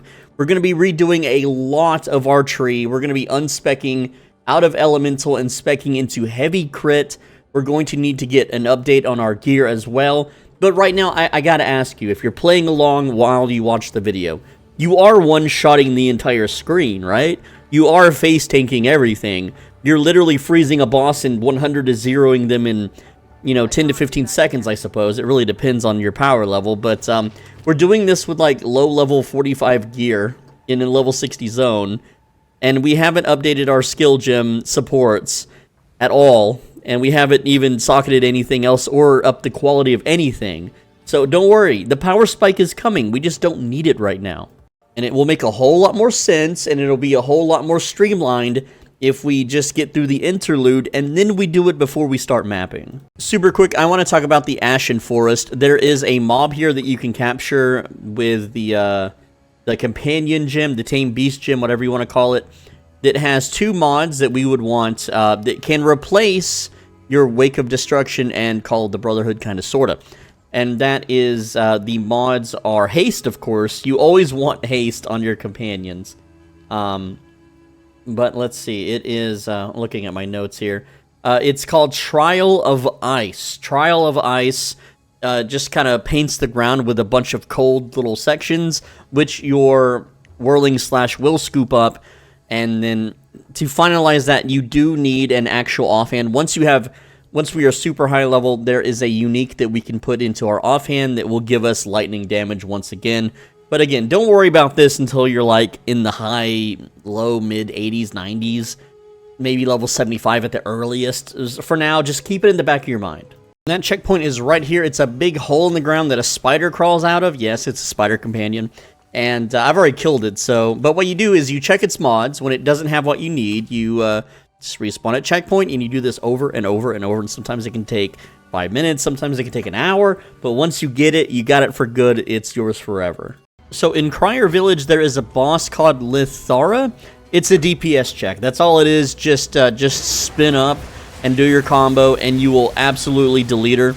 If you are trying to stall or play super defensive, she's going to be enchanted by these wisp things, and it'll make her too strong to kill. So you just have to kill her very, very quickly, and it's the exact same fight as the Viper from Act 3, just without the damn shield stabby spear guard guys. Anyway, after the fight, you get the Gem Crust Skull, as per usual. This gives 40 maximum spirit and a gem, and yes, we now have I have 100 spirit, but you should at least have 40. And, you know, if you upgrade your gear with spirit on your chest and amulet, you should have more spirit. We're going to be, don't worry, we're going to be using it all up later, just not right now. By the way, in the Glacial Tarn, if you're feeling like your character is suddenly weaker, I want you to just be aware that we deal cold damage, and the mobs here are resistant to cold damage, so you can still muscle your way through it. Before you leave Glacial Tarn, what I recommend that you do, because this area is kind of big too and annoying, is you go to Crier Peaks, you get the waypoint, you come back to the Howling Caves to fight the Yeti to get the 2 passive skill points. Now, the Yeti is the same as the gorilla fight from Act 3 that does the one-shot, but when I fought him, he was frozen immediately, and he couldn't act, and then he just died in like 3 combos. Anyway, return the Yeti's tusks. I didn't know Yetis had tusks, but, well, I guess they do. And you get the 2 passive skill points. Yeah. I'm at level 65, and I have 23 unspent points. I know that's wild, but once we beat the interlude for Act 3, we're going to get 2 more, and then it's time to party. Alright, so if you have the merchant tabs, or if you're a trader, this part can really be make or break. And this is the Elder Maddox. You can talk to him, and he lets you get... Man, skip all that. You can buy 1 unique from him. 1 unique, and they're different every time. So you can get insanely rich from this, and what I recommend that you do is you open your damn trade tab, and you look for whichever one is the most valuable, and you get that one, unless there's something you can absolutely use. Me, I don't have any merchant tabs, and I'm poor in real life, so I don't get to trade with people. I don't get to sell things. I can buy things, I just can't sell them. And every single one of these are 1 exalt, so yeah, I'll just take whatever. Idle hands, why not? Well, now, if I was solo self-found, this would be lucky. I think we just found a Tangletongue. Nice. It's not a bad one either. Well, low intelligence, I guess, but decent, almost perf, not quite perf crit, which is what's more important on that item. If you're having trouble fighting the blood, whatever, shaman boss things in the Cruciate Fold? I don't know how to say these words, dude. But I recommend that you fight them close to the wall, because when you're near the wall, the death lasers from this thing won't one-shot you. And yes, they do one-shot. I don't think they used to. But also when you're near the wall, your tornadoes will double tap, and it's a lengthy fight because the boss likes to heal over and over and over again. That's part of the fight. There's nothing wrong with the build. These guys are also resistant to cold. It's fine. This was the last fight.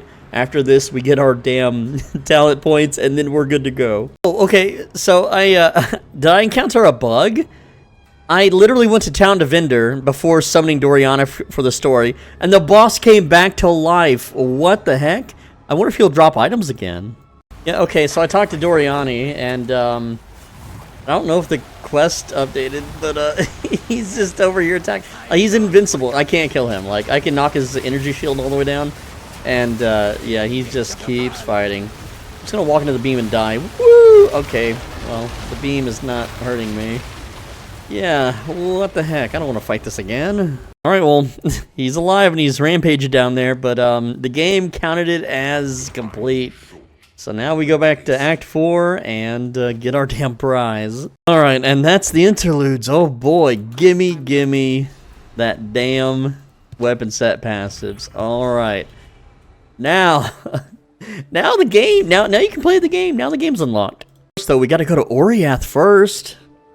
Now, if you're feeling frisky, you can try running a map. I just ran Rust Bowl, level 65, and I'm able to clear it just fine. However, the enemies are starting to not instantly die, and that's a problem. We want to instantly kill everything on the screen. So, yeah, it's time to change gears a bit. Alright, so to get ready for maps, or end game as some people reference it as, upgrading from here gets a bit tricky. It really depends on how much currency you have and how much you can afford. I'm going to go full budget mode here and be as cheapskate as possible because, again, I don't have merchant tabs. I'm not going to card swipe an RMT for currency orbs. I'm not going to go on a website or a Discord and try to trade with people. I'm just not going to do it. I'm just going to use what I found through the campaign to pay for everything. So let's start with gear. So we're going to start with spears, and we're going to need 2 different spears. I think starting with a weapon is always the best choice because that's how fast you can move and how fast you can kill. So we're going to be using 2 different spears, 1 in each weapon slot, and we're going to be using all of these little passive skill points to split between the 2 so that you're not investing, you know, regular points into move speed and regular points into attack speed whenever you can, you know, have one set doing one thing and one set doing the other. It saves you a whole lot of skill points, and it's going to make you even more powerful than the regular player is. So, the first thing we're going to do is buy our travel spear, as in a spear with the fastest attack speed possible.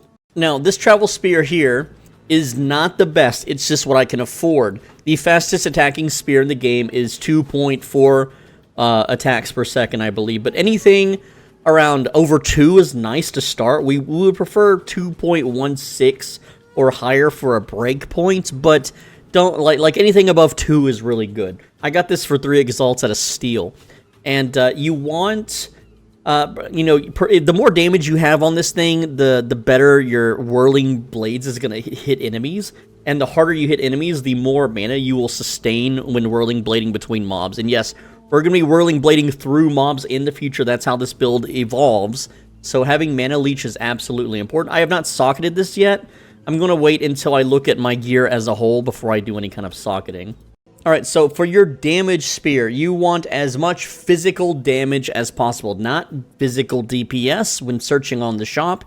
Make sure that you search it by physical damage, and try to get the highest one, but you also want it to have crit chance. The more crit chance, the better, because we are transitioning into a crit build. Alright, I managed to snag this one that also had gain onslaught on killing hits with this weapon. And it also had 3 levels of melee skills, so that just kind of helps.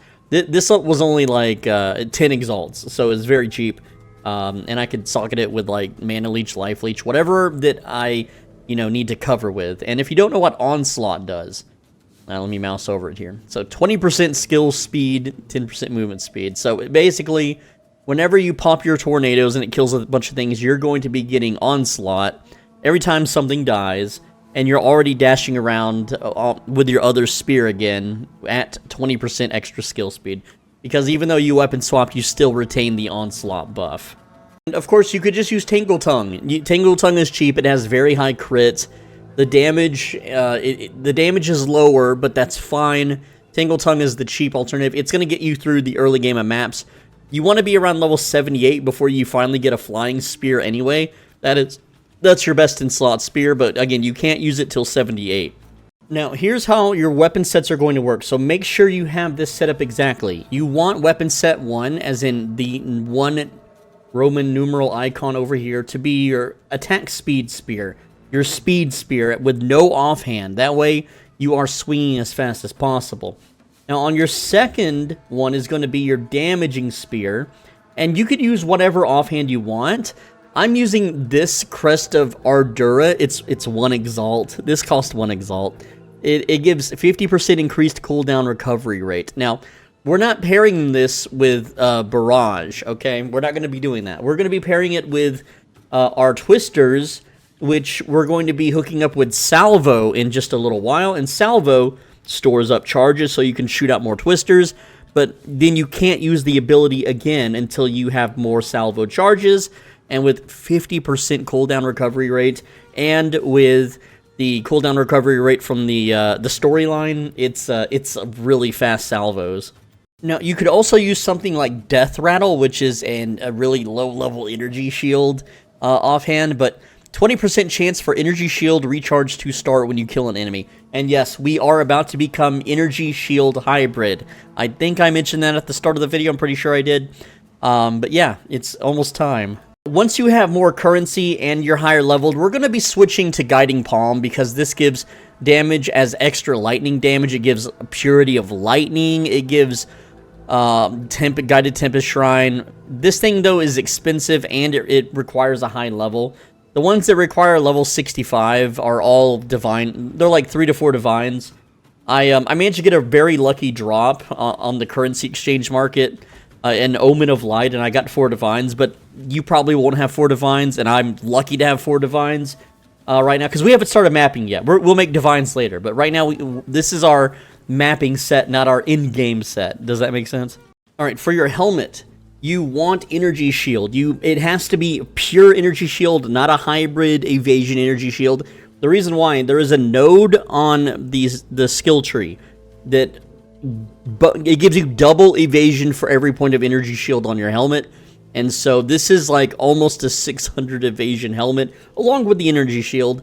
Now this one was a steal because this one has 146 max life. It's got crit chance. It's also got a lot of resistances to fire, and it's not even socketed yet. This thing, whoever sold me this, whoops, you you lowballed yourself, buddy.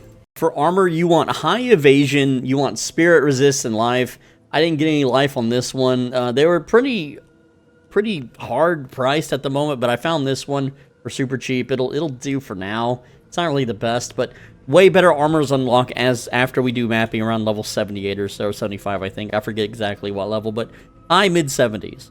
For your amulet, you want energy shield, life, resist, stats like attributes. I went with dex because I'm trying to get a dex-heavy armor. Just the more stats you have, the less you have to worry about it when doing your skill points. So I got lucky with this one. It has crit chance on it. Oh, and spirit. Let me update the video. So yeah, don't forget the spirit on your amulet. You'll want spirit. So one thing I'm going to have to do while I'm changing equipment is alter some of these nodes. I'm just going to change them to dex. And how much does that cost? And I didn't even... Oh, 2,000. That's not so bad. Yeah, I'm just going to allocate some dex nodes here. Mainly because I have an armor that I want to put on so I can see where my resists are at. But I need 121 dex. And if I take this armor off, I'm at 133. And, you know, this weapon requires 104 dex. So yeah, it's definitely a struggle getting things all balanced and worked out. But it's something you got to do. Alright, let's just go over ring, glove, and belt. So essentially, like ring, I just tried to get something with resists on it. Some sort of plus stat. I got dexterity because I was spending a lot on the skill tree. Also, this one has life leech, so that's nice. And then gloves. I still have the one with maximum frenzy charge, which is still really good. But I got evasion, energy shield. I got life, attack speed, 16% attack speed. We got resists and mana leech, and the belt just filled out the remainder of my resists. Belts are stupidly expensive. It It's dumb how much expensive these are, but I bought this one. It just had the 107 mana and the resist, and then I slammed 2 exalts on it, got the maximum life. The 50 armor, who cares? We're not armor based, but 122 to max life is pretty good for a slam, so I lucked out on that one. But you can see we have 1,378 life, 547 energy shield. This number's going to go way up. This energy shield number will go up, and so will our evasion, because we are going to be redoing our passive skill tree next. I know you've been waiting for that. Unfortunately, I couldn't afford anything with chaos resistance, so we are weak to that. I mean, not weak, but we are not the best. All in all, I would say I spent maybe around 35 exalted orbs, and I spent 200,000 on gold using the damn player shop, so there you go. Alright, so it's time to manage the passive skill tree, and the first thing we're going to do is we're actually going to refund a bunch of passives. For instance, this one that increases damage against blinded targets and whatnot, we're refunding all 3 of those. Next up, you're also going to refund the precision salvo nodes here, so let's take them all off. There you go. Alright. Alright, next up, we're going to be taking, or I'm sorry, hold on. We're going to be learning these 2 nodes. There we go. Go ahead and learn those 2. And then we are going to refund these 2 nodes. So now your circle looks like this. I know it's, you know, oh, we could have did that at the start. Nah, you really wanted these nodes over these because these are for crit chance. And that's what we're going, is crit. Next up, we're going to be refunding these elemental nodes under weapon set 2. So we can just go ahead and take all of these off. I know this can get a little pricey. And yeah, it's 20k, but it's worth it. And same thing with these nodes, we're going to go ahead and unlearn those. Oh, and we aren't going elemental anymore, so untoggle weapon set 2, and we are going to unlearn those, giving us even more points. Also, these 2 nodes here, this escape velocity and evasion, no longer necessary. Alright, now we need to refund the weapon set 1 passive, so we're going to go ahead and remove these 2. And then we're going to go down here to this spear tree, and we're actually going to remove all of these. And don't worry, we're going to learn them back, but we're going to learn them with both trees instead this time. By the way, I originally just kind of crawled up this way with dex nodes so I could equip my armor initially, but with the gear that I have now, I don't actually need them. But we're still going to be going this direction. So right now, I have 47 unallocated passive skill points. I am level 67. And so again, this is what our board, like, clean looks like, okay? As a complete recap, we're going projectile damage down towards honed instincts, down towards vile wounds, and then we go up this way to get the frenzy charge node. We go up here to get this, and we're going to be changing that too. So go ahead and unlearn these, and yeah, we're going to be changing those as well. So we're going to come down here as well, and we're going to unlearn Maiming Strike and its little passives. That gives us 53 now. All right, so let's spend some points. Now remember this spear node? We are not allocating weapon sets to this. Instead, we are going to use this for both sets, and it's going to look just like this. All right, go ahead and allocate those. Now, weapon set 2 is our damage set. I want you to keep this in mind. Weapon set 2 is our damage set. So right behind it is crit nodes. We're going to use weapon set 2 and learn those 3 behind it. Alright, so now we are going to go down and to the left until we get to this jewel socket node. And I need strength on my character. That's where my items are lacking. So I'm going to go ahead and make these 2 strength nodes. And then we're going to learn the jewel socket here. Now from here, we're going to activate weapon set 1, because this is our attack speed set. We're going to go up, and I'm just going to put this as dex. The stat point doesn't matter. Now, this one is increased damage, doesn't matter. But we're going to go to the right for increased attack speed, up here to attack speed, and right here to the middle for attack speed. All of that is weapon set number 1. All right, now switching back to weapon set 2, these nodes right here, this is projectile damage, and then stand and deliver, which is crit damage, and damage when close, and we're going to be doing a lot of close distance attacks. So go ahead and apply those. Do you remember our good old friend Precision Salvo? Well, we're putting that on weapon set 1 this time. There we go. Because that's all attack speed stuff. So go ahead and allocate that circle once again. Alright, now make sure that you untoggle weapon set 1. Because we're going to go from our frenetic here. This is our frenzy charge node. We're going to go up to the evasion and energy shield. That's why we're using hybrid. And this one, subterfuge mask. 2 evasion rating per 1 item energy shield on equipped helmet. That is massive. Oh, and you remember these nodes right here, this agile succession with attack speed? So what we're going to do is toggle weapon set 1, and we're going to go attack speed, but this time we're going to go up for attack speed, not to the right. And then we're going to go get the big node here. Again, that is weapon set 1. Okay, now make sure you have weapon set 1 and 2 off. You don't want to allocate to those right now. And from here, go up and take the stat nodes, curving around this big road here.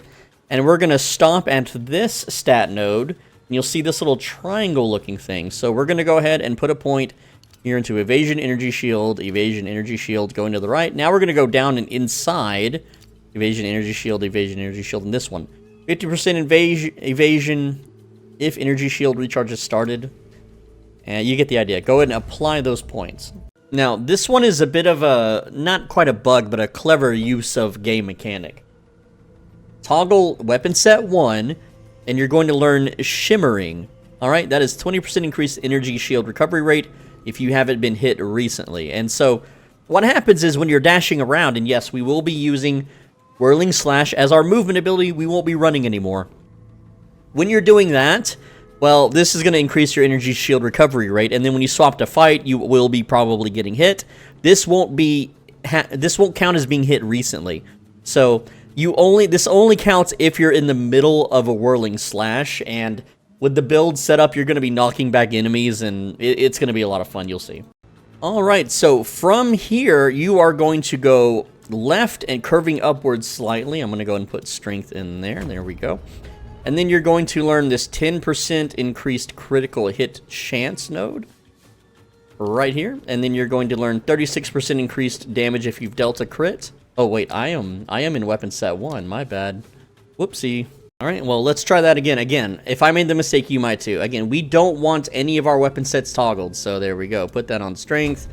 Then we go crit node here, crit node there, crit node here. And then we're going to curve down to this. 8% increased attack and cast speed, 5 dex and intelligence. Alright, now from here, we're going to curve over to the evasion and energy shield node and grab also this evasion and energy shield node. These are with their regular points. It's going to look exactly like this. Alright, now we toggle weapon set 1. There we go. Weapon set 1 is now toggled, and we're going to learn skill speed. This is in the middle, 5% skill speed and another 3% skill speed. There we go. Okay, well, we're almost done now. So what we're going to do is we're going to go from here. We're going to go up and to the right, allocating, for me, it's strength.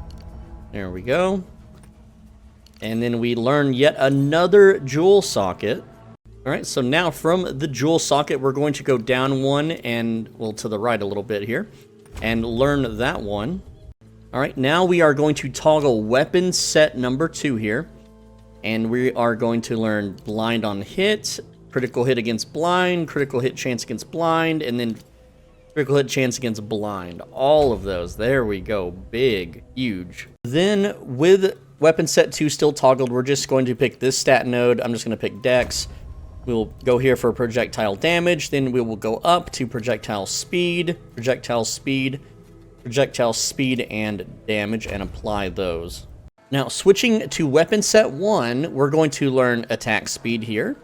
Then go down for attack speed and go up here to tenfold attacks, which is attack speed, attack if you've been hit recently, and plus 10 to strength. There we go. Going back towards the start, do you remember these blind nodes I had you unlearn? Well, toggle weapon set 2 and relearn them. We're going to go damage with hits against blinded enemies twice, and then blind duration, damage with blinded hits against blinded enemies. Alright, now swap to weapon set number 2. And this one it's right here. It's kind of towards the top. We're going to go to this attack damage node, And this Killer Instinct, 40% attack damage on full life. We won't hopefully be fighting at low life, but you never know. But it's 40% more damage, and it's free because we're using the weapon set 2. So weapon set 1 and 2 both have 3 remaining points, but we only have 1 skill point remaining. And you may be wondering, well, where are we going with that? So here's what I recommend. So I like to go get these crit nodes. So I'm going to go up here and just go ahead and... Oh, hold on, let me untoggle. I was in a weapon set. So I'm going to go up here, just put strength, whatever. Alright, and then what I'm going to do, on the following levels, I'm going to go learn, with regular points, I'm going to learn this node, and this one for 10 dex.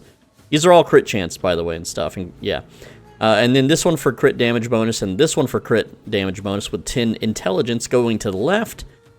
20% damage if you crit recently, going down for crit hit chance, and then going back up this way for crit damage if you crit. Crit damage and crit chance. So after that, I will then go back down here and go towards this node and then this node with regular points.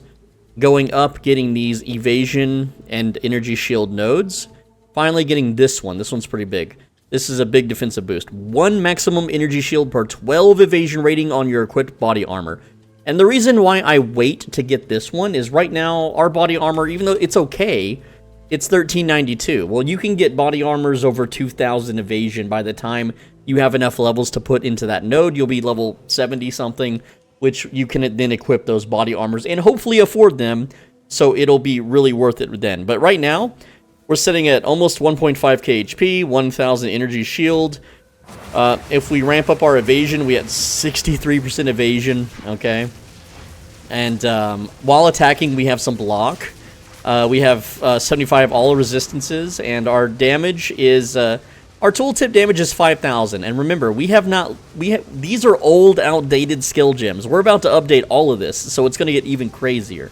So right now, you can see that our movement set has a crit chance of 8.7, but when we swap...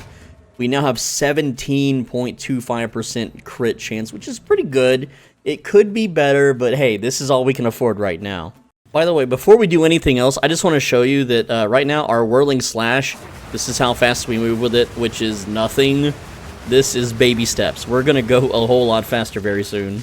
Alright, so it's time to do some skill gem management, but the first things first, our main 2 abilities, which are Twister and Whirling Slash, these get priority number 1. So, pull out your lesser jeweler's orbs, your greater jeweler's orbs, and then if you can afford it, go to the currency exchange and get some perfect jeweler's orbs. Now, I tried to trade right now perfect jeweler's orbs for exalted. I don't have 44 exalted. I mean, I can get 44 exalted by doing some trades.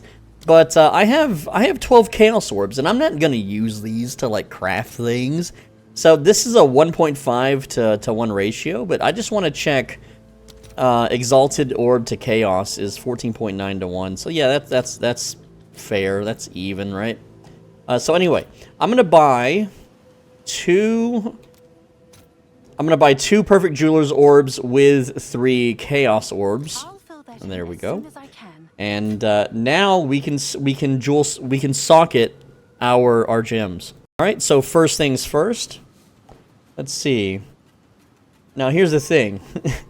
I'm afraid of messing this up, but it's fine. You'll learn from my mistake if I do. Can we just go from 2 sockets to 5?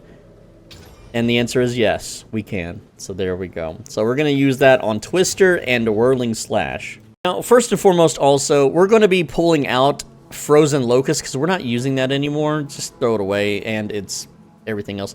Herald of Ice, we're also not going to use this, though it doesn't hurt to hold on to it for now if you can't afford everything. All right, so we'll start with Whirling Slash. You can go ahead and take out Rapid Attacks 1. I'm just going to, temporarily keep some of these in case I can't afford all of them, or if I don't have the gems for all of them. But we're going to start with, Rapid Attacks 2, Rage 3. Those are easy. Rigwald's Ferocity is a hard one. So how do you get that? Go to your currency exchange person, and then you're going to go down to, where is it? Gems. And it's in here. There it is. Rigwald's Ferocity. Now, this thing is rather expensive. It is 50 Exalt. Or it is 4 Chaos Orbs. So I'll do that. Trade 4 Chaos Orbs. There we go. And And we got it. All right. That's a big one, by the way. Now, to better help you get these gems sorted and put in, here are the level requirements. So you're going to need a level 4 support gem, a level 5 support gem, and 2 level 3 support gems. So I've got my gems sorted. We'll start with rapid attack. So I'm going to use my level 4 gem, and then go to Whirling Slash. And rapid attacks isn't on here, so I'm going to click all gems and type, I know there's text in the way, rapid, and then I'm going to go to rapid attacks 2. There we go. And we're going to go ahead and put that in Whirling Slash. And then Rage 3 is level 5, and I happen to have a level 5 uncut support gem here. Go to Whirling Slash, Rage 3, there it is, engrave it, awesome. And then we're going to put in Rigwald's Ferocity. Now, Knockback is a level 3 gem. Let's see, so there we go, we'll type Knockback. Alright, cool. But, hold on, there it is. Put that in. And finally, heightened accuracy 2. You may be wondering, I don't care about accuracy. Listen, the more accuracy you have, the faster you attack. Remember your skill tree. All right, and then now what I want to show you. Oh, I've been putting these in the wrong thing. Whoops. Okay, there we go. So Whirling Slash. Now, there's one thing left to do.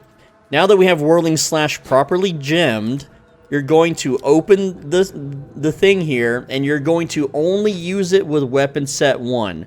So you're going to untoggle weapon set 2 down here, so that every time you cast Whirling Slash, it will swap to weapon set 1. So right now, I'm on weapon set 2. You can see the shield. When I Whirling Slash, it swaps back to weapon set 1. So now, I want to show you how fast this is. Alright, look at that. So, let's see how fast I can sprint diagonally across, okay? So let's count from here to the top. We're gonna go 1 1000, 2 1000, 3 1000, about 4 seconds, alright? But with Whirling Slash, and let's get full health, with Whirling Slash, 1 1000, 2 1000, 3. So we saved a whole second of movement, right? And, you know, this is with this type of weapon. We still have some growing to do. Like, I need to socket an attack speed thing in this, or just get a faster weapon overall. So yeah, our move speed, we just hold right click now. And you'll see that our mana regeneration is so nice that we can do this forever. And we're going to be knocking back opponents and enemies as we do this, so we can't get surrounded. All we have to do now is when we get near enemies, we just push our twister button and everything blows up and dies, alright? It's our movement is now secured. Alright, so here is for Twister. Now, there is a much more expensive version of this. However, that version costs something like 20 divines, and it's more for an elemental endgame, which we don't have yet. And we don't even have the offhand for more elemental damage, so it would be pretty useless. But this one is well more good, better than good for mapping. We already know that we can completely smash maps anyway. Anyway, let's go over it. So the first things first is you want to use a Gem Cutter's Prism, and we want to increase, or rather cut, the twister so that it has a chance to make more twisters. So you can see here, I added 5% quality. That gives 5% chance for an additional twister. So we are going to knock that up to 20%. It only took 4 of these Gem Cutter Prisms. If you don't have them, they're incredibly cheap. You can go to currency, Gem Cutter Prism, and yeah, like 1 Exalted Orb buys 5 of these, so you know, you get 1 left over for 20%ing a gem. And the reason we didn't do it for Whirling Slash is that it just increases the collapse damage of Whirling Slash. So when you leave this Whirlwind, it just increases that damage, and because it's level 1 and we're using a movement spear, you're not really getting damage anyway. Alright, so let's get these things gemmed, and support gem level 5 under Twister. Let's see. Oh, I gotta unsocket the ones I have. Alright, so now we have Twister set up. We have Projectile Acceleration 3, Salvo. So this one fires your tornadoes in a circle and not in front of you, so you don't have to aim anymore. But it also fires 2 additionals per seal consumed. You get a seal every 2 seconds, so you can't just blast tornadoes anymore. You're gonna have to dart around a little bit, alright? Inevitable Critical gives you more critical hit chance each second up to 200%, and Prolonged Duration makes them last longer. Acceleration is really nice too, especially when you get a level 78 spear. Oh, it's so nice. And then retreat 3 is just more damage. Now, what's important? We have Twister set to only be used on weapon set 2. Very, very important. Now, this is an easy one. This is Combat Frenzy. You're only going to have the one support. We're going to take out Charge Profusion 1. We're going to gem cut it to 20% so that, oh, what does it do? Oh, it's an additional 10% charge. Chance to, when you get a charge, you get an additional charge. So yeah, there we go. Now, what we're going to do is we're going to use a level 5 support gem on Combat Frenzy and get Charge Profusion 2. So 30% chance to gain an additional charge, and 50% chance to gain a random charge. Ooh, now we can get power and endurance charges. You didn't see that one coming, did you? It's important that Combat Frenzy is only toggled on for weapon set 2. This will save you spirit, alright? So, we have weapon set 2, it's on. We have weapon set 1, it's off. Your spirit goes back up. This is going to free up your spirit because we don't need Combat Frenzy when we're zipping around. And the cool thing is that when we shoot tornadoes, Combat Frenzy will activate, and even if we swap back off while the tornadoes are zipping around, it will still count as it being on. It's really weird how it works. Next up is Barrage, our main DPS boosting skill. You only need 4 slots. Later, you can get a 5th slot, and you can get, what is it? You could put Prolonged Duration on it, but you don't need it. Like, every time I cast Barrage, I'm casting Tornadoes immediately. So, it's really just if you want to min-max it. But you do want to gem this to 20%, because when you do, it does 5% more damage per repeat, and we're going to be repeating a lot. We have Rapid Casting 2. This is your cast speed. We have Perpetual Charge, so it has a chance not to remove the charge, but still counts as using them. And then Heightened Charges, which they have a 20% chance to be doubled. And remember, later, we can get a 50% from our Ascendancy, which is the final Ascendancy, making it a total of 70% chance to double tornadoes. Alright, and then cooldown recovery, 30% cooldown rate. So, you also want to toggle your used only with weapon set 1. That's your movement speed set. The reason why is you have that 20% faster cast animation. So, right now, Barrage is a 1.14 second cooldown. So there we go. We cast it, and then you can tornadoes, which, well, I didn't charge anything up, so we didn't get a lot of tornadoes. But, you know, with Frenzy charges, it's a lot more tornadoes. Next up, you're going to get Charge Regulation, and this is a level 4 Spirit Gem. It reserves 30 Spirit, and you don't need to socket anything into it. Just go ahead and turn it on, and make sure it's on for both weapon sets. And then we're going to gem cut this to 20%, and what that does is it consumes one of each charge every 2.4 seconds. So it's just faster power consumption. And this thing is great. It's skill speed when you have a frenzy charge, more defense when you have endurance charge, and crit while you have power charge, which we're going to have all 3 with our new setup. Next up is Ghost Dance, another level 4 spirit gem. And we're going to go ahead and engrave that and toss it on in there. And I need more gem cutter prisms. Now, for Ghost Dance, all you need is Compressed Duration level 2, which is a level 3 support gem. And let's go find Ghost Dance and Compressed Duration 2. So this says it gives us less skill effect duration. That means it procs more often. Oh, and by the way, you're keeping these on for weapon sets 1 and 2, Charge Regulation and Ghost Dance, by the way. Next up is Wind Dancer. It is also another level 4 spirit gem. If you don't have these, they're a little pricey at the moment of recording this, but maybe they'll go down. I'm not really sure how the prices fluctuate, but Wind Dancer is next. And that is going to be giving us more evasion. And again, we're going to have this active on both weapon slots. Now, let me tell you what support gems to put in it. Alright, and here are the gems that you will need. You will need... now, I don't have it on screen, but it is advised, again, 20% Wind Dancer. That way you get... for some reason, it's not displaying. It's larger explosion radius, but every stage or every stack increases that explosion radius by 100%. So it's nice to have. It's just really nice to have. Anyway, so here's a support. Oh, wrong button. Here's the support gems. Level 2. Where are you? Wind Dancer. We are going pin 2 and maim. So there's we want pin 2 though. I don't know why pin 1 is the only one there. Pin 2. There we go. Engrave that. Put it in Wind Dancer. And then maim. Under Wind Dancer again. Maim. And then the level 5 gem is blind 2. Because you just want to blind things that attack you. And there you go.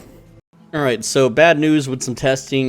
This Crest of Ardura does not work. The cooldown recovery rate is not applying to Salvo anymore, so rest in peace. I actually have a much better option that you guys will love. Alright, for these next skill gems, this is going to be for your weapon slot 2, and because the shield cooldown thing doesn't work, here's my workaround. It's pretty nifty. You're going to like it. I think it's actually better. You know, adapt and overcome, that's what we do. So, just get yourself any scepter. I have one with level 16 discipline. This just gives you 200 extra energy shield. I have it with increased spirit. You want at least 130 spirit on this bad boy. And this just has a huge juicy amount of maximum mana and mana regeneration. The allies in your presence mods do not matter at all. Don't even worry about those. Alright, so here is the setup. You are going to use Cast on Critical with Firewall, the highest level Firewall you can muster. It is very intelligence demanding. Then Profane Ritual, level 7. You don't need any higher than level 7. Alright, and yeah, this is going to generate power charges. Ooh boy. And then we have Ice Nova, this level 1 Ice Nova. You don't need to level this up. We're not doing it for damage, we're doing it for the freeze and knockback. That's purely it, okay? And then Charge Profusion for more charges. That's purely from power charges. And then Magnified Area for bigger explosions and fire. So the cool thing with Flame Wall is your tornadoes will go through them. And now they're burning lightning, freezing tornadoes. And the firewalls can be infused by lightning, which I'm going to get to next. And have lightning firewalls, which are going to burn the hell out of enemies. Alright, and now we have Siphon Elements, alright? And again, Siphon Elements, you're going to only toggle it with the second weapon set, okay? And this uses every skill slot. The only way to get more skill slots for a companion or even more, you know, spirit tank, because we still have 83 spirit, right? It would be an unset ring, okay? You have to get an unset ring, which I don't. I have a resist ring and then the Call of the Brotherhood. But, yeah, we'd have to get an unset ring to get one more skill slot. The game won't let us stack anything else. We're already too busted, okay? But anyway, so, Siphon Elements, gem cut it to 20% for more percent chance to spawn remnants. And then use Remnant Potency, which, you know, lets you collect them from further away. They have an increased effect. And then Harmonic Remnants 2, which is, again, you can collect them from further away. And it, a chance to create even more remnants. So yeah, we're pretty busted now. Absolutely busted. And yeah, this was expensive. I think this whole thing cost me, oh man, like almost 400,000 gold. I had to sell a few things and get some more exalts. But yeah, you know, we definitely did it for under a divine. And we definitely did it for under, I don't know, 10 chaos, really. That's the real price point. Under 10 chaos budget build. Oh, man. Alright, so let's recap the skill gems. Starting with our weapon set 2 has discipline. You could use whatever you want, though. Whirling Slash is set to weapon set 1. Whirling Slash is rapid attacks 2, rage 3. Rigwald's Ferocity, knockback, and heightened accuracy 2. Twister is set to weapon set 2 only, with projectile acceleration 3, salvo, inevitable critical, prolonged duration 2, and retreat 3. Wind Dancer is set to both sets, and has pin 2, maim, and blind 2. Charge regulation is set to both sets with nothing equipped. There is something you can put here, but it's overly expensive and it barely does anything. It's just not worth the cost right now. Barrage is only set to weapon set 1, and we have rapid casting 2, perpetual charge, heightened charge, cooldown recovery 2. Combat Frenzy is only set to weapon set 2 and has charge profusion 2. Ghost Dance is set to both sets and has compressed duration 2. Cast on Critical is set to weapon set 2 only and has Flame Wall as high level as you can get it. Profane Ritual level 7. Ice Nova level 1. And if you have the gem cutting prisms to gem cut all 3 of these skills to 20, go ahead. I didn't. Charge Profusion 2. Magnified Area 2. Siphoned Elements is set to weapon set 2 with Remnants Potency 3 and Harmonic Remnants 2. Here are the stat requirements for the gems and for the gear. 25 strength, 103 dex, 113 int. And for the gear, 41 strength, 121 dex, and 91 int. So this means what we need for both is 121 dex, 113 int, and 41 strength. So you can see that my strength is double at 96. So I could actually open up my skill tree here, and I can undo a bunch of these strength nodes, right? Yeah, well, yeah, just 3 it looks like, and maybe find something to put some in the jewel sockets. I don't have any more currency for jewels at the moment, and I'm not too worried about it, but yeah. Once I get some more gold, I can undo the strength nodes, or you can keep them. It's whatever you want to do. You don't have to be too crazy with your stats. Alright, so I ran the Kushiak vault over again, and I killed both of them in 3 rotations. So yeah, we just did barrage into tornadoes, and it was literally over for them. Alright, so I want to talk a bit about farming for a companion. This is the main way that you will replace your Wake of Destruction and Call of the Brotherhood. Now, some time has passed since the last clip. I think I'm level 80. I'm level 79. I'm almost 80. And I've gotten a few gear changes, and I'm getting I'm outgrowing these boots in this ring. I want real gear, especially better boots, so I can have way more evasion, energy shield, all that. So here's what you have to do, all right? So the zone is the Ashen Forest, and the cool thing about clearing and farming this zone is you actually get a lot of support level 5 gems. You get these Spirit Gem level 14s, which are worth quite a bit of exalts. Like, one of these is worth, right now, like 15 to 30 exalts. I don't know why. But, you know, it's some nice pocket change. But, here on the map, I think earlier in the vid I said Trial of Ice, and I was reading my own typo, but you want to look for the mini-map. It's gonna look something like this. It'll be a checkpoint in one of the corners of the map, or on the edges, rather. And I'm going to unequip the Wake of Destruction so I don't accidentally hurt it, but we're going to walk in, and it's like a bug. It's not quite a spider. It's like a bug monster.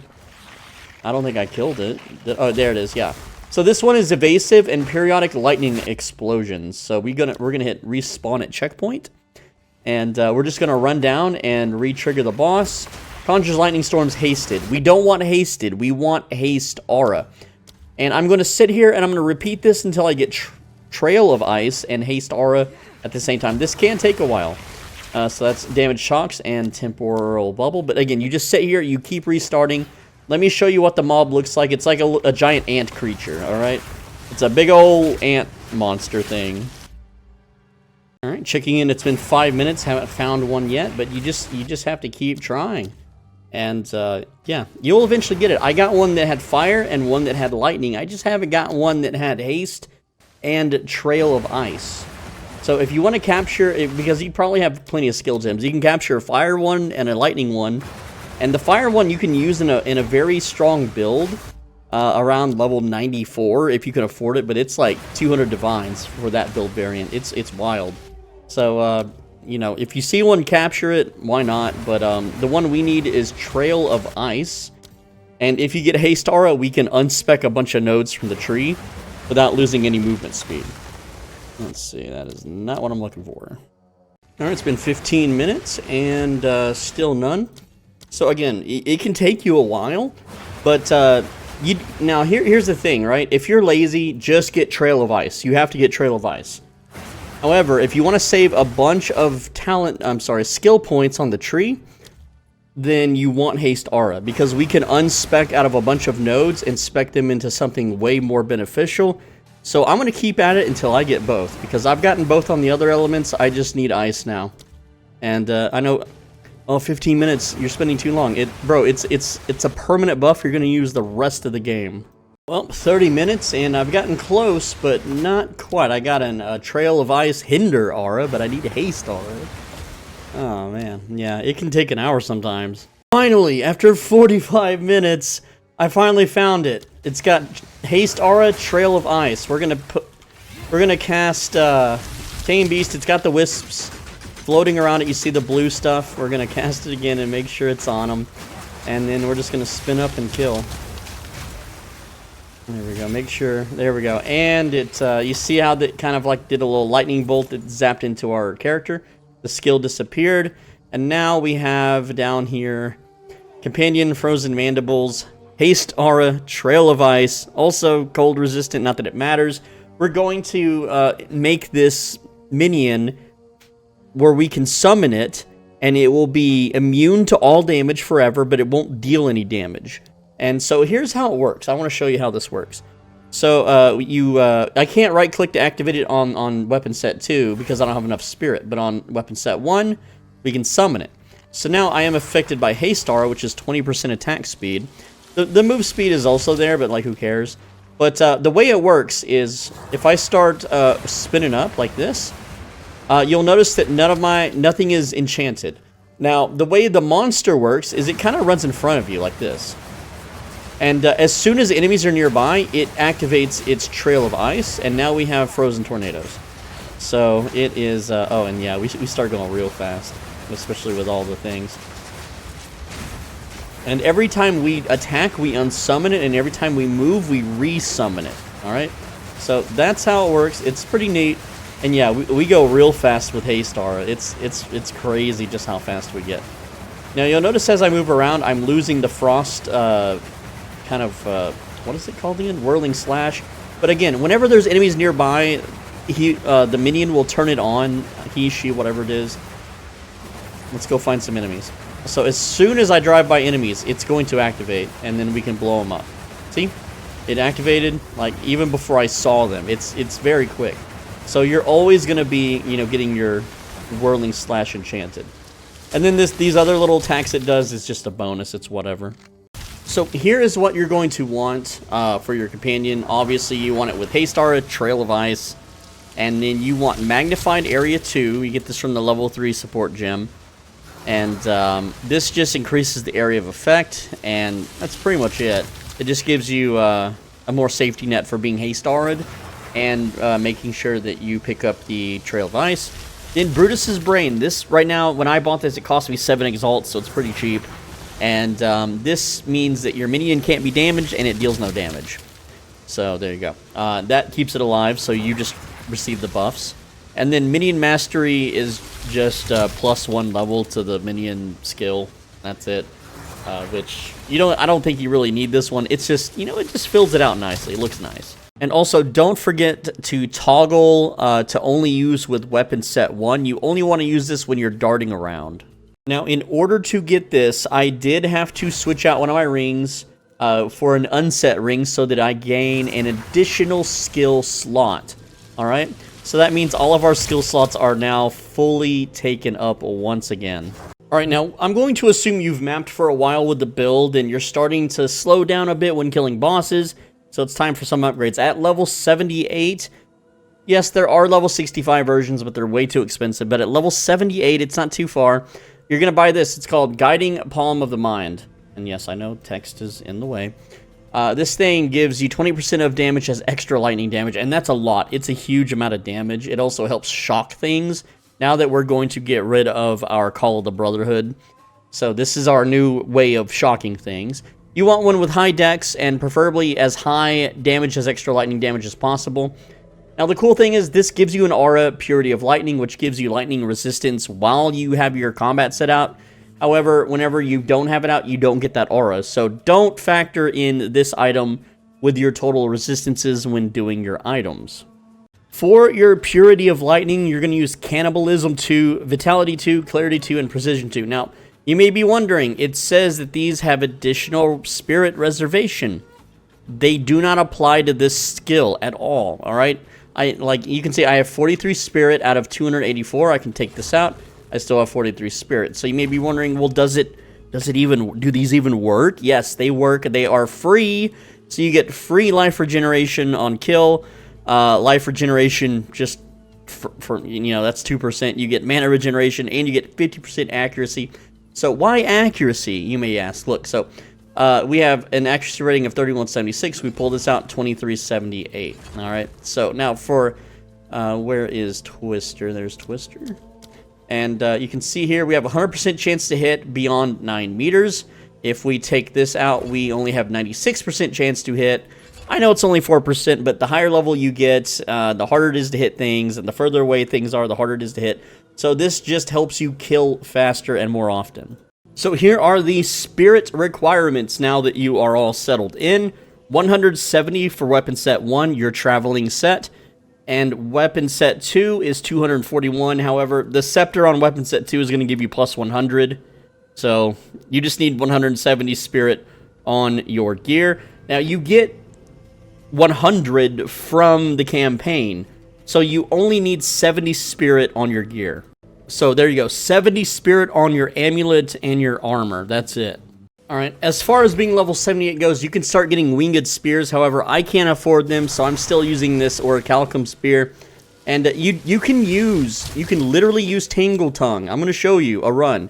Here's Tangle Tongue. This is an unsocketed, not even a high roll Tangle Tongue. It's an okay roll. It's not the greatest. And I'm going to use this on my weapon set 2 for damage. You can see it's only 33 to 66 damage. Here is my tooltip on, well, let me spin up Twister real quick. Alright, so we're spun up. Yeah, 4,555 tooltip DPS. Let's run a tier 8 map here real quick. And go ahead and get that going. So this is a full gameplay run. Let's see. Something with a bonus, preferably. Alright, yeah, we'll just do Ornate Chambers. And again, I'm going to have Temporal Chain, so I'm going to be slower than normal, so don't think... Oh, come on. Hit the button, damn it. There we go. Alright, yeah, one portal. That's all we need, one portal, right? So, again, we are running Tangle Tongue. I'm just to show you, no camera tricks, right? Everything's still going to die in one hit. The bosses are going to absolutely melt. We're super freaking tanky. And, again, you don't need a high damage weapon to do maps. Tangle Tongue works just fine. Now, you'll notice that, mobs here, and man, this game lags when I'm recording like crazy. Oh, jeez. But, like, mobs just melt. Mobs melt. Bosses aren't one-shottable, but as you get a better weapon, they will be. But we're going to be fixing that also. We're going to be massively increasing our single target DPS with a few things. We still need to do the next Ascension, which we should have done at 65, but we might as well outgear it. And then we might even do the 85 one, since I'm pretty close to 85, and this build can absolutely do it, no problem, right? Let's go ahead and activate. Again, you can see that this build, even though I'm taking it slow, I'm just playing around. Like, mobs can't hurt us. We one-shot everything. I'm gonna skip to the map boss for you. So here's the boss. Got a little cannon. There we go. And you can see, our initial salvo there didn't hit him too hard. Our second one hit him a little bit harder. And again, we're very defensive here. So again, we just dart in and out. Looks like I'm getting hit by the slow tornadoes. I got the temporal chains. Hit him with salvo number 3. Again, I don't have a single target attack to do in between salvos yet. We're going to work on that when we get our second unset ring. And it's going to be a good one. You're going to love it. But yeah, there we go. We killed him in like 3 or 4 spells. Alright, so Twister's DPS 455 with Tangle Tongue.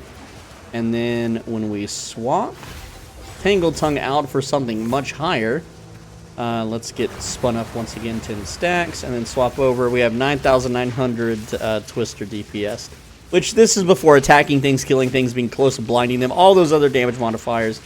And, DPS is based on how many times you can attack, which salvo kind of messes up. So, but you get the idea. It's if Tangle Tongue can do it, then literally any other weapon can too. Alright, one more map showcase. This time we'll do tier 9 map. Alright. And, yeah, this time we're going to use, a little bit better of a weapon. Again, haven't put too much gear into the weapon. I haven't put much currency into anything, really. Like, again, this is still, right now, budget build. But, here we go. Oh, by the way, look at the mods. We have, Enfeeble and Temporal Chains. That means you would be slow as hell. You know, enemies take less damage from a bunch of stuff, too. So, again, we should be able to just one-shot everything. We just walk into the middle of the pack, push our button, and then scoot along. And we clear the map in a minute. It's, it's like, it's idiot-proof. It's super easy. It's very fast. I don't know a faster build than this. I really don't. Like, oh, let's do the breach. There we go. Just teleport around, kill everything. You can see, like, the rare mobs are melting in a single cast instead of a few casts. The end boss, even with all these buffs and all these, you know, modifiers, it's gonna be real easy. Our HP is nearly full all the time, and when it's not, our energy shield tank sword. Ooh, unique armor station. Okay, there we go. We can just spam tornadoes near that. And I'm only attacking like every once in a while. I'm not like having to spam attacks like other builds, you know, like, what is it, the Deadeye Electric Arrow build. Oh boy. Soft Catalyst, cool. I know I don't have a loot filter on right now. We'll talk about loot filters later. You know, they're alright. They're kind of necessary once you start getting really huge quality maps, but, you know, right now I'm still vibing. You know, we're still just blowing up the whole screen. It is what it is. Alright, yeah. Bizzle Trove. And look, I'm having things attack me, and I don't even notice. I don't even feel them, right? We still have this lockbox to clear. One of those unique ones that are going to constantly spawn mobs. Alright, anyway, you've seen the clear potential. We're going to skip to the boss now. Alright, here we are at the boss. Let's see. Oh, it's the big one. Okay. Easy for tornadoes to bounce off of this guy. And again, the strategies are the same in the campaign. You just stay behind them, and you know, don't get the fire breath or whatever. And not that, like, look at that, two casts. I casted twice. Not even like full salvos either. Just like little half baby salvos. Edgestone. Oh boy. Anyway, it's that easy. All right, so at level 80, we are going to be respecking our talent tree again, because there is a more optimal way to do it.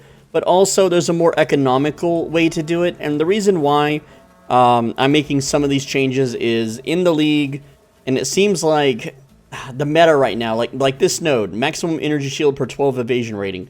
This really doesn't get worth it until either you're high level or you have a 2,000 evasion chest, which is just too damn expensive. I have searched for a couple days, and I just can't find a good cheap one. So we're not going to worry about that. But also, down here, this was a temporary node. All these attack speed nodes, we have more attack speed now, but also we're going to be refunding this, and we're going to be reallocating it to other attack speed nodes that are more efficient and less costly than this. And we're going to be eventually coming back down here, but the jewels required for this one, they're a little pricey, and there's some meta stuff you can do with this gem slot to allocate things that aren't connected, but that's too expensive and too complicated, so we're not going to do it.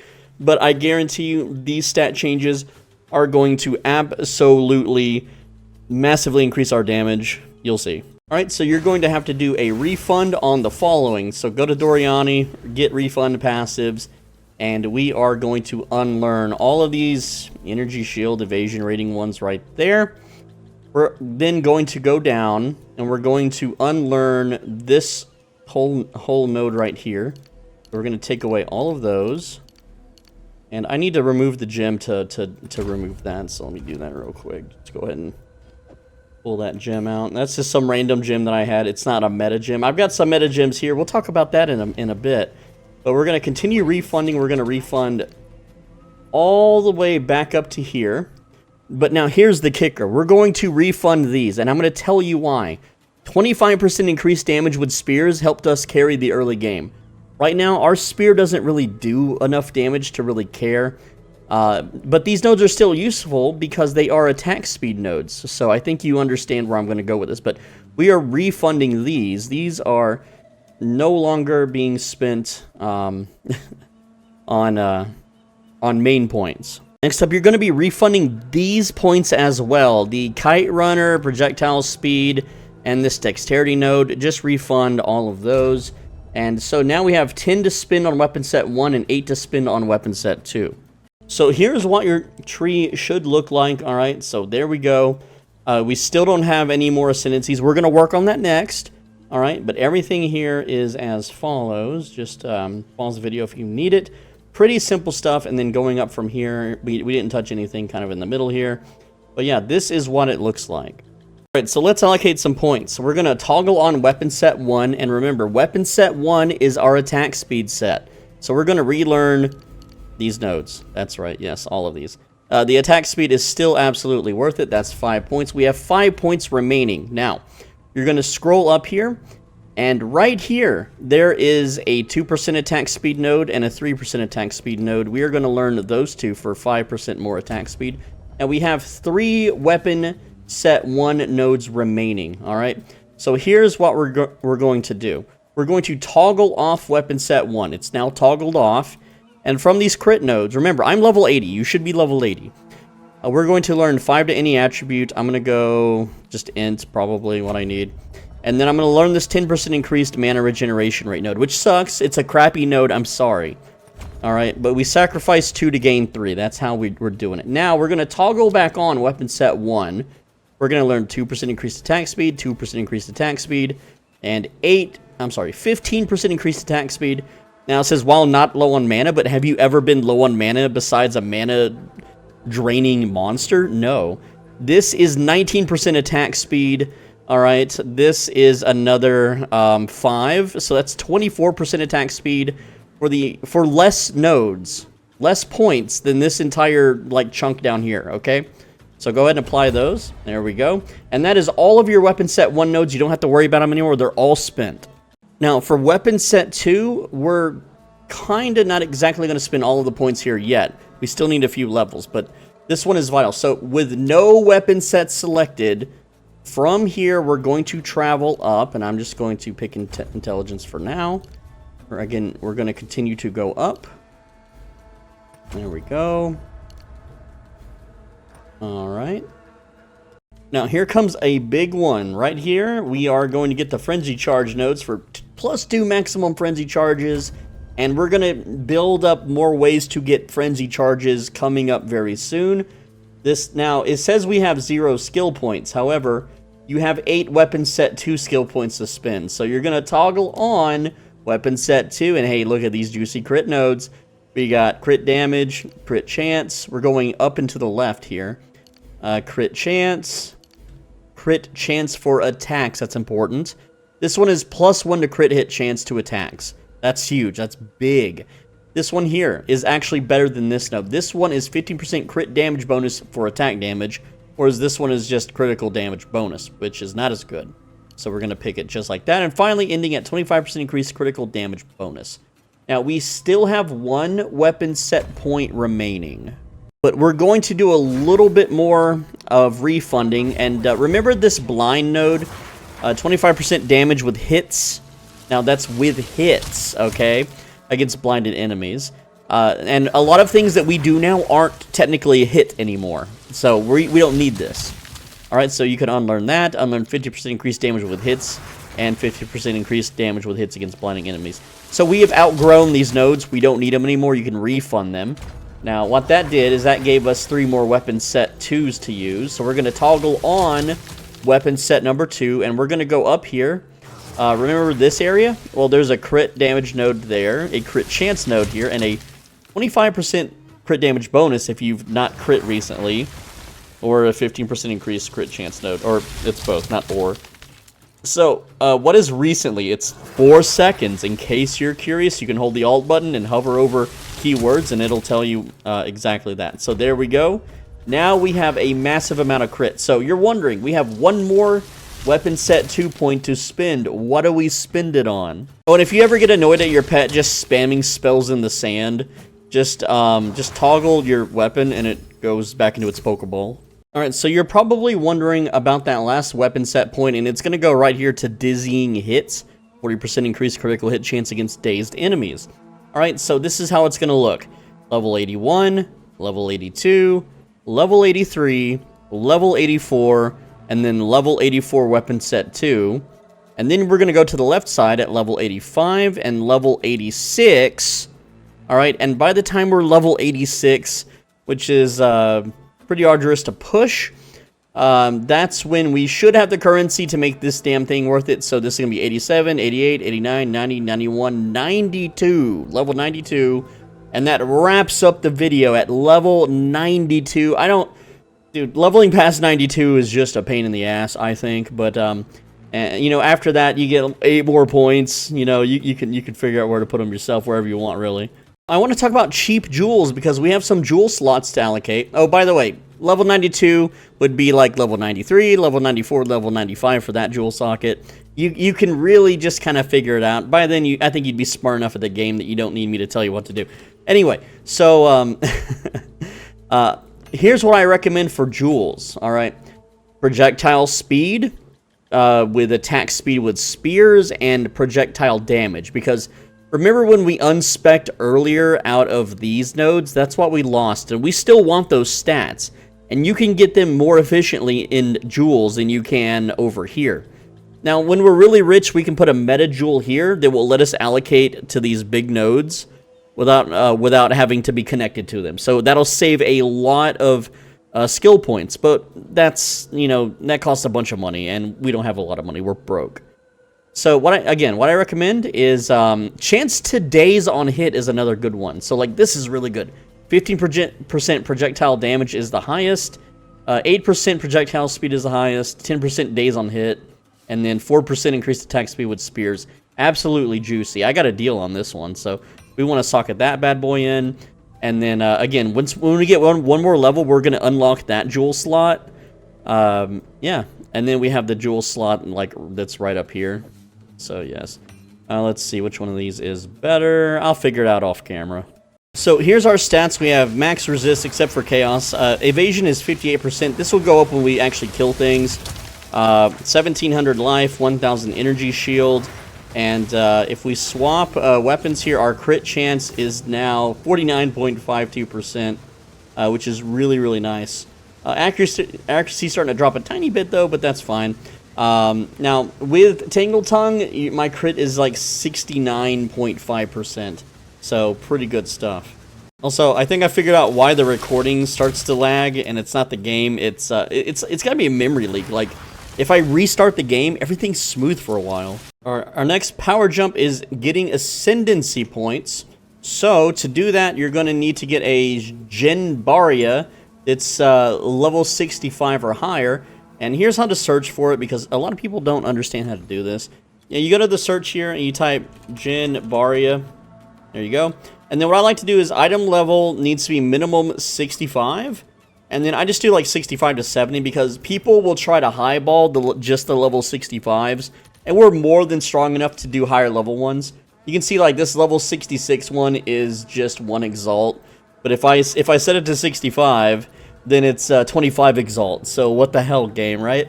People be taking advantage of that. So anyway, now whenever you hover over it, you want to make sure that it says in text, completing this ascension trial will grant additional ascendancy skill points. Then all you do is, just like before, you take it to Act 2, and you take it to the trial of Sycamus, however you say it. And then you go do the trial, and you're overly powered to be able to do it. Now, I know that we just got the pet, we just redid our talent tree, and we're still wearing Wake of Destruction and Call of the Brotherhood. Here's the thing. As long as you're not dying and you have max resists, you don't need to replace these right now. You can still wear them. You're just stronger than you were before, that's all. But once the maps start getting harder, and you start, you know, barely scraping by without dying, that's when you need to upgrade your boots so you can get more evasion.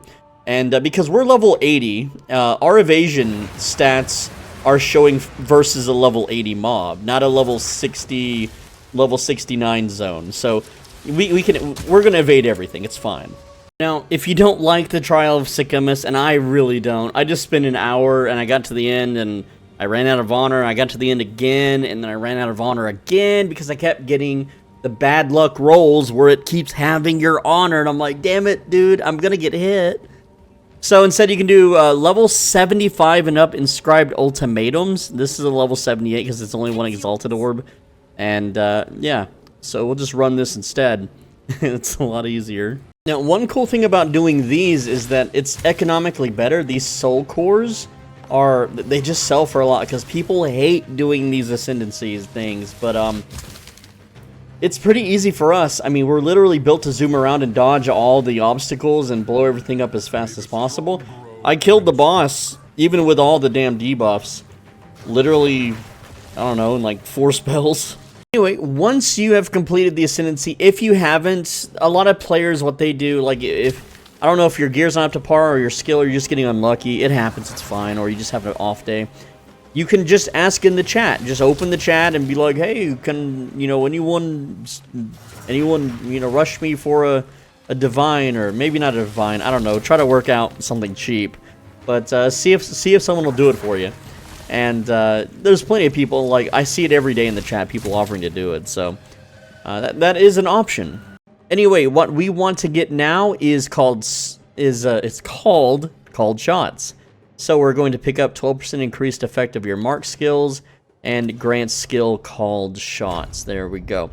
Now, when we get the final points, we're going to go up here to Thrilling Chase, and 50% chance for the Frenzy charges to be doubled. That means potentially 25% more tornadoes. Alright, so the final 2 Ascendancy points, which I'm not going to cover in the video because it's a pain in the butt. Alright, if you have the level 65 to 70 Jin Barya that you haven't done, but you did do the, what's it called? The Inscribed Ultimatum, then you can't go back and do the 65 to 70 Jin Barya. But if you did the Jin Barya, then you can't go the Inscribed Ultimatum. Instead, for Inscribed Ultimatums, you have to do the Secret Room, and you have to do the high-level ones. So what this means is you gotta keep beating the Inscribed Ultimatums and getting those parts of the statue that opens the secret door. And then when you open the secret door and go beat the boss and do the trial, then you can get your final points. This is why a lot of people pay for the final 2 points. I think they pay on average like a divine or something because it's just such a pain in the ass. And it's way easier just to pay some super high level 5,000 energy shield, you know, mega nuker to just do it for you while you sit back and watch YouTube or something. Alright, so for called shots, you are going to go ahead and make a sniper's mark gem, and then make sure you gem cut it to 20% so that it gets more crit damage bonus, and throw that into your called shots category. And do note, you do not need an unset ring to unlock this, it just adds it to our character sheet. And here's what you're going to put into it. You're going to put Sniper's Mark in so that it automatically Sniper's Marks enemies, which gives you increased crit damage bonus.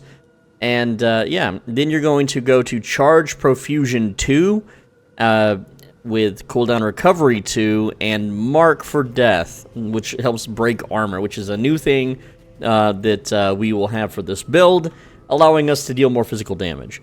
Alright, but yeah, Sniper's Mark is awesome. So, once you crit the target, which is usually going to be a boss, or just whatever you're driving by and murdering, it's going to grant us a Frenzy Charge. So that's really nice. That's another way to get Frenzy Charges, but we're not done yet. We're going to get even another way to earn Frenzy Charges here just a bit. I'm going to share that with you, and yeah. But make sure that whenever you select called shots, that you, let me hide the text here. You gotta, like, click the gem, and then you have to, like, click to enable the weapon set, which is gonna, like, go away. Then reopen the menu, and make sure it's enabled for both weapon sets. It doesn't cost any spirit or anything, so you just make sure it's activated. Otherwise, it won't work, and you'll see the icon right up here if it is activated. That way, it'll be applied. So you'll see, like, this little green arrow thing over a mob's head. And that's Sniper's Mark. So whenever you crit them with that mark, you get Frenzy Charges, which gives you more tornadoes. Oh man, and it's a lot of tornadoes, so yeah. Now you can just zoom around, and oh, see, that one has Sniper's Mark, boom. And since we crit 50% of the freaking time, Like 50% of the time, it works every time. Haha, nice meme, right? Alright, so we got ourselves a second... What is this called? An unset ring that gives us our final ability slot. This is the maximum abilities that you can have. And we are going to use Cull of the Week. Why are we using Cull of the Week? Because it gives us frenzy charges. And with Culling Strike 2, we can cull even beyond the normal 20% threshold. So when an enemy's low life, it's 20%, and then this is 20% of that, so it's like, I don't know, math. But it's a little bit more, and a little bit more is all we need. Charge Profusion 2 gives us, you know, extra charges and, you know, endurance and power charges. Now, if you quality 20 the Cull of the Week, it also has a 20% to gain an additional charge. Now, finally, this is a discount Headhunter. This is called Einar's Beastrite. You can only hurt enemies with the skill if they're on low life, so you can't sit there and stab them until they're low life. But once they're low life, you can just, you know, click on them, and then you absorb 2 of their modifiers for 40 seconds. And because we can zoom all over the map, we can just zoom around to each rare, absorb their powers, and then become even more busted and broken. It's not quite a Headhunter, and if you play enough or get enough currency to afford a Headhunter, then you can take this off. But until then, this is your ghetto version. So the way you cull rares is pretty simple. You just launch your tornadoes and hold left click, and your character will just execute them right before the tornado gets the final killing blow. Now, of course, for like small fry enemies, you're not going to be able to use this on them at all because the tornadoes will just one-shot them. But for beefy enemies, you when they're getting hit by thousands of tornadoes, you just hold left click on them, and you'll get the Cull every time, assuming that you're not in the middle of spewing out tornadoes, since that does animation lock you. Now, I know there's a lot going on the screen, but to tell if you got the Behead buff, it's right here. It's got like the, well, that's enhanced culling. Behead, it looks like this. It's like a big slash-looking icon. You have taken a modifier from a slain rare monster. Unfortunately, it doesn't tell us what the modifier is, but it just makes you stronger, makes you better. There's no reason not to have it. Oh, and I forgot to mention that you want Culling Strike on Weapon Set 1, alright? Weapon Set 1, because it's your attack speed set. So you want to attack fast, and then you want to go back to DPS. That's basically how you roll it. Alright, so I want to talk about some more upgrades. I am currently level 87, and I want to show you just a few more things to, because as you do higher and higher tier maps, like I can absolutely 1 to 2 shot bosses on tier 16 maps. It's really easy, but let me just show you some power spikes here. So power spike number 1 is get the gem in your weapon, Opie Eladi's Soul Core of Assault, and this gives you 50% chance when you gain a frenzy charge to gain an additional frenzy charge, and that makes a massive, massive difference. But you can really put whatever you want here. You can put weapon damage, you can put 5% of every elemental bonus damage or whatever. Those also work, but I just like having a lot of frenzy charge, so that's part of the fun, okay? Next up is this item, Beacon of Aziz. Now, I want to show you my stats. I am 1 off from being 75% on fire, and I could use some more work on chaos resistance, but, you know, 1%, yeah, it actually hurts quite a bit not having that 1%, I know, but whatever. Listen, this amulet is great because critical hits ignore enemy monster elemental resistances. Now, we didn't put this on initially because we didn't have enough crit rates, but our character should have enough crit rate now. As a matter of fact, our crit hit rate on just a regular attack is 28%. Twisters is what we care about. This builds up. It's at 48.2. Let me whirl up real quick. Alright, and then check. Alright, so let's see. Yeah, 48.26. I swear it's over 50% when you have the frenzy charges, the power charges, and all the other stuff going. It's like 50 to 60% crit rate, okay? But yeah, let me clear the wind here. It's a little loud. But yeah, this thing. Now, it doesn't have a lot of stats on it. It's got spirit, which is important. And the other stats like mana, who cares? Now, you'll notice it says allocates anticipation. What is anticipation? Well, it's when you watch my videos, right? No. So anticipation is over here. Skills supported by Unleash have 25% increased seal gain frequency. What the hell does that mean? That sounds like a bunch of science bullcrap. Let me explain what seals are and frequency. So on Twister, we have Salvo. Salvo they accumulate seals, and you have 3 maximum seals. And you get a seal every 2 seconds. So that means when you, bust your tornado load, you're using a seal, right? And so what Anticipation does is it gets those back faster so that you can, mega nuke the entire field with tornadoes. But honestly, you could pick whatever the hell you want, okay? I went offense because I like to kill things faster. I'm not having a problem with my defense at all. But if you want, because I'm only level 87, if you want, you could technically get this node here, Spectral Ward. Instead of having to level up to get to it, you could just learn it. Another one that I also recommend that you get at some point is down here. This is Bestial Skin.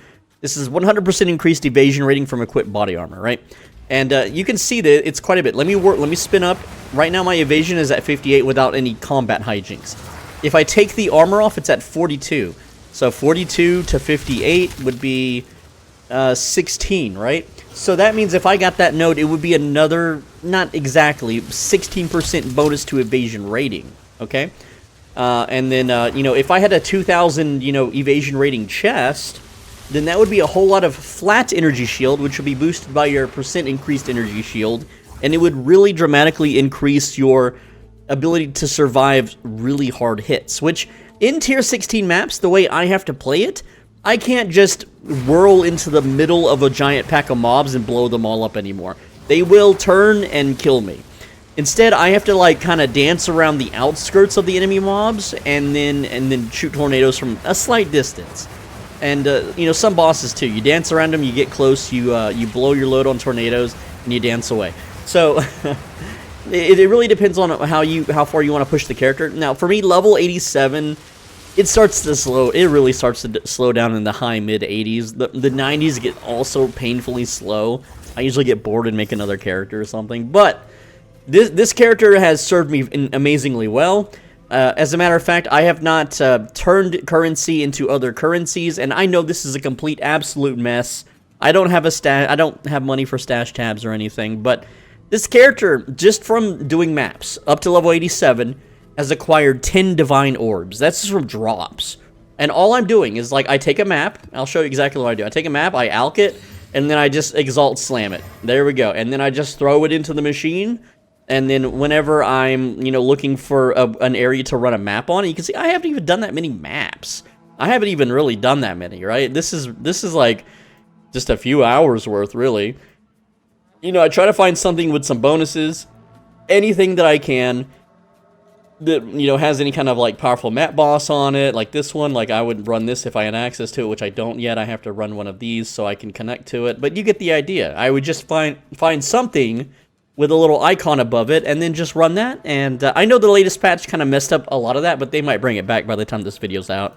By the way, one other thing too is, in order to craft Anticipation, you just need a Liquid Despair, a Concentrated Liquid Fear, and Liquid Envy. So let's go a final overview of all the items. We'll start with Weapon Set 1. We just have a Fast Spear. A Fast Spear and no offhand, okay? If it has damage, if it has leech, that's great, but you just want a fast one, that's it. Weapon set 2 is a damage spear. You want high physical damage, because all that's going to convert to elemental stuff when you do your tornadoes. You want crit chance. You want crit chance. If you can, get Onslaught. It's not necessary, but it does make mapping faster. I really prefer a weaker weapon with Onslaught than a super strong weapon without it. That's my personal preference, though, okay? Melee skills is whatever. I don't care about that. Helmet. You want an energy shield helmet. Life resists. Intelligence, if you need it. Your amulet. Beacon of Aziz is late game amulet. Otherwise, you just get spirit, life resists, energy shield, whatever.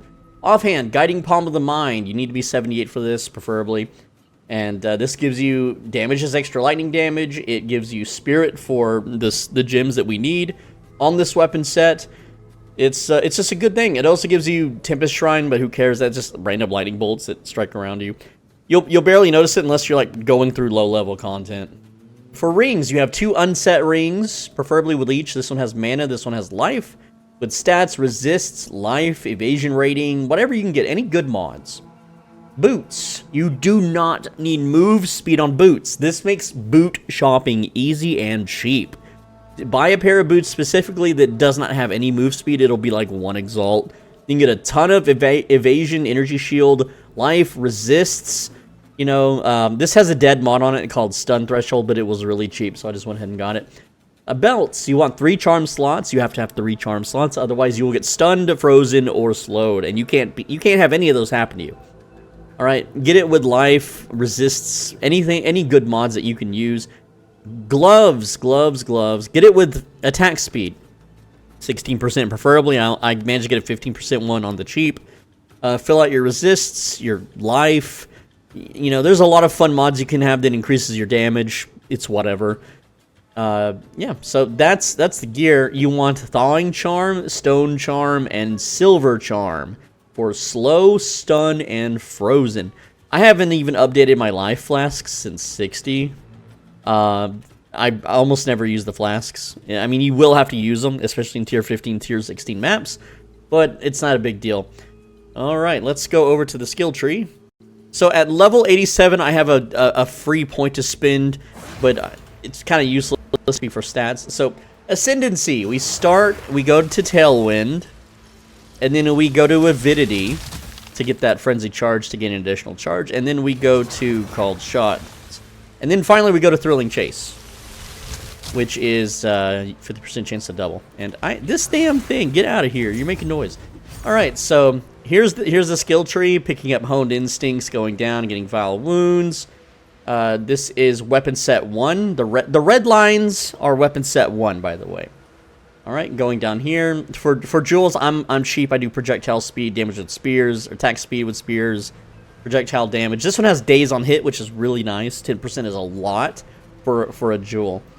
This is weapon set. Green is weapon set 2. This is crit and damage. Okay. Then we go down, we get the Dance with Death, so that skill speed when your offhand is empty. This is for our travel ability. We get the skill speed here. We go here and get the attack speed per rating with some crit hit chance. Now, this is where it gets a little weird. We do these 4 nodes here normally, and then this is weapon set 1 nodes, and then this tail end is weapon set 2. Alright, then we go up here, and we get the Frenzy Charges. Weapon set 2 gets these crit nodes. We go up here, and these nodes are just both weapon sets. This one is weapon set 2, just this one node, Dizzying Hits. Alright. Now, coming up here, we get the Frenzy Charge nodes. Weapon set 1 gets these attack speed nodes, okay? And these attack speed nodes. We also get this Subterfuge Mask. This is huge. 2 evasion rating per 1 energy shield on equipped helmet. So, if your helmet is 400 energy shield, it's now 800 evasion on top of that, which is really nice. And we go up here, we get the energy shield evasion nodes. However, for weapon set 1, we get this one. Alright. Just because it's currently bugged and applies to both. So it saves you a point. I don't know why that is. Maybe they'll fix it. Who cares? You'd still get it anyway. But going to the left, we get Crashing Wave down to Flow Like Water. Weapon set 1 gets these skill speed nodes. We also get this one here, Evasion and Energy Shield. Then weapon set 2 gets these crit nodes. Going up in this way, we go down here with weapon set 2 for attack damage. And then we go this way, and we go down, and we get weapon set 2 here for the crit nodes. Going this way, weapon set 1 gets the attack speed nodes. This is the most efficient way to freaking play the game. Then we go up, we get all the crit nodes. Well, not the little baby ones, but we also put 1 point here. Weapon set 1 gets these attack speed nodes because they're way more efficient. And then as we level, we are working towards going up here to Spectral Ward. And then after we get that, we're going to go down here and get Bestial Skin. And then after that, we probably just work down here and get this Jewel Socket. And after that, it's you're such a high level, I haven't even planned for it, okay? But you can pretty much just get whatever you want after that. There's a bunch of little useful nodes, you know, like attack damage and you know, life regeneration on kill, or it's really whatever you need. But we pretty much kill everything instantly. We move faster than anyone else in the game, and we're hyper defensive. Though we still need more defenses. If I whirl into an enemy pack of mobs on a tier 15, tier 16 fully juiced map, I am going to die. I am 100% going to die. If I'm whirling around a boss arena and the boss lands one of those big telegraphed attacks, I might die. I just might. So yeah, and until you level up more, that's just going to be the nature of it. Alva, do you have a skill book for me? Yeah, let's talk about what's complete. Yeah, let's talk about the what's it called? The Atlas points. All right. So the way your Atlas works is you can honestly do this however you want. My advice is early on, you get 2 to 4 points at a time. So just see what big fat nodes you can get with those points, right? Like these are like the bigger circle. Just go after the bigger circles on everything. All right. Now, obviously, there's some that you want to avoid at first until you're like absolutely decked out to the nines in gear. Like I think this one, 20% increased damage from breach monsters. Like, you take 20% increased damage. That sucks. Even though the quantity of breach splinters is really nice, and then building up to 25% monster density is really nice, early on, you don't have the defenses for this. So you just have to read, make sure there's no downsides, and just go towards the big nodes. But I guess I can show you what a fully decked out tree would look like. Alright, so this is about what the tree would look like. I'm just going to go ahead and name every notable here. We have increase on magic monsters, number of rare monsters. You'll notice that I picked up all these pack size ones. That's for XP and drops. Number of rare monsters. Going over to the right, we have quantity of waystones. This is waystone maxing, by the way. Modifiers for waystones. 100% rarity for waystones. We get these two. The effects of explicit modifiers. That way, your maps are more juiced up. Then we go up here. We get local knowledge. And, I just run whatever. I don't really pay attention to the biomes. I honestly don't care. And then we have corrupted waystones are corrupted an additional time when used to traverse the map, so that's nice. We have the more explicit modifiers on waystones. Now, I curve up from here. I grab enigmatic intensification, okay? Coming over here. More quantity for precursor tablets, because the more... This is what replaced towers. If you haven't played it in a while, it's tablets now. Like, you put them on the... I don't know, it's whatever. So, remnants of power... And then we go down here, we get the more modifiers. Also, from down here, we go up, we get this one here, unstable energies. All right, and then we, of course, we get all three of these pack size nodes. Now, to the right, we're going to go ahead and grab spreading darkness. All right, we grab ominous importance, he approaches, and tempting offers. All right, coming up here, we are grabbing... And these aren't in order. This is just whatever you prefer. It's not real. It's not real. The mirrors. Get out of my head. And would you like to see my face? All right. People are going to clip this out of context. All right. We have spoils of war, following, into radiant waystones, into directed warship, into organized forces, which I hate how they spell it with an S and not a Z. Beyond reality. Then over here. We're going to grab Disturbed Rest, Extreme Archaeology, Weight of History, and Unearthed Abnormalities. Shouldn't that have a B in it? Abnormalities? Whatever. Anyway, so down here we got Crumbling Walls, and then we get Grasping Hands. Now, once you're fully freaking geared, then you grab Frantic Invasion, and you come up here and get Rising Pyre, because... you want more monster density. Monster density is king. Things that you don't grab are treasure chests. Like there's some nodes. It's like, oh, it increases like treasure chest loot. Like this one, 30% amount of magic and rare chests. Who cares about chests? You're zooming around blowing stuff up. You ain't got time to like stop and open a chest. So avoid those. I think that about wraps up the video. And all my textures just disappeared when I hit record. Cool. Yeah, eat the gremlin. Eat the goblin. Yeah, get him. This is not my skin, by the way. But you know what would be a really cool like MMO fantasy mount? A land shark mount. Imagine riding this sucker into battle. That'd be cool as hell. And yes, I know, damn man, look at the lag, bro. I'm sorry, I don't mean to make a laggy video, but it is what it is. Anyway, I know I promised to show or teach you guys Treasure's Cove like several days ago upon filming. I can't, oh god, this is bad, give me a sec. But I'm gonna be real, like, Treasure Cove, if you're being at all this time, you've run into the damn mechanic of Plunder Isle, okay? Plunder's Point only exists to teach you the mechanic where you plant the dynamite down over, you know, areas on a map. This isn't something you would need a YouTube tutorial for, honestly. I just know I did promise to show it, but it's too bad. Oh man. Anyway, that's the freaking video. It's getting too laggy to record this game anymore, damn it. Oh man. But yeah, you just you know, toggle your explosive placement, boop, there you go, and then when it blows up, monsters come out, you kill the monsters.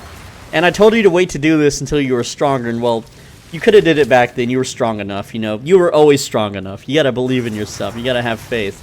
But anyway, if you have, listen, bros. I gotta get somewhere less laggy.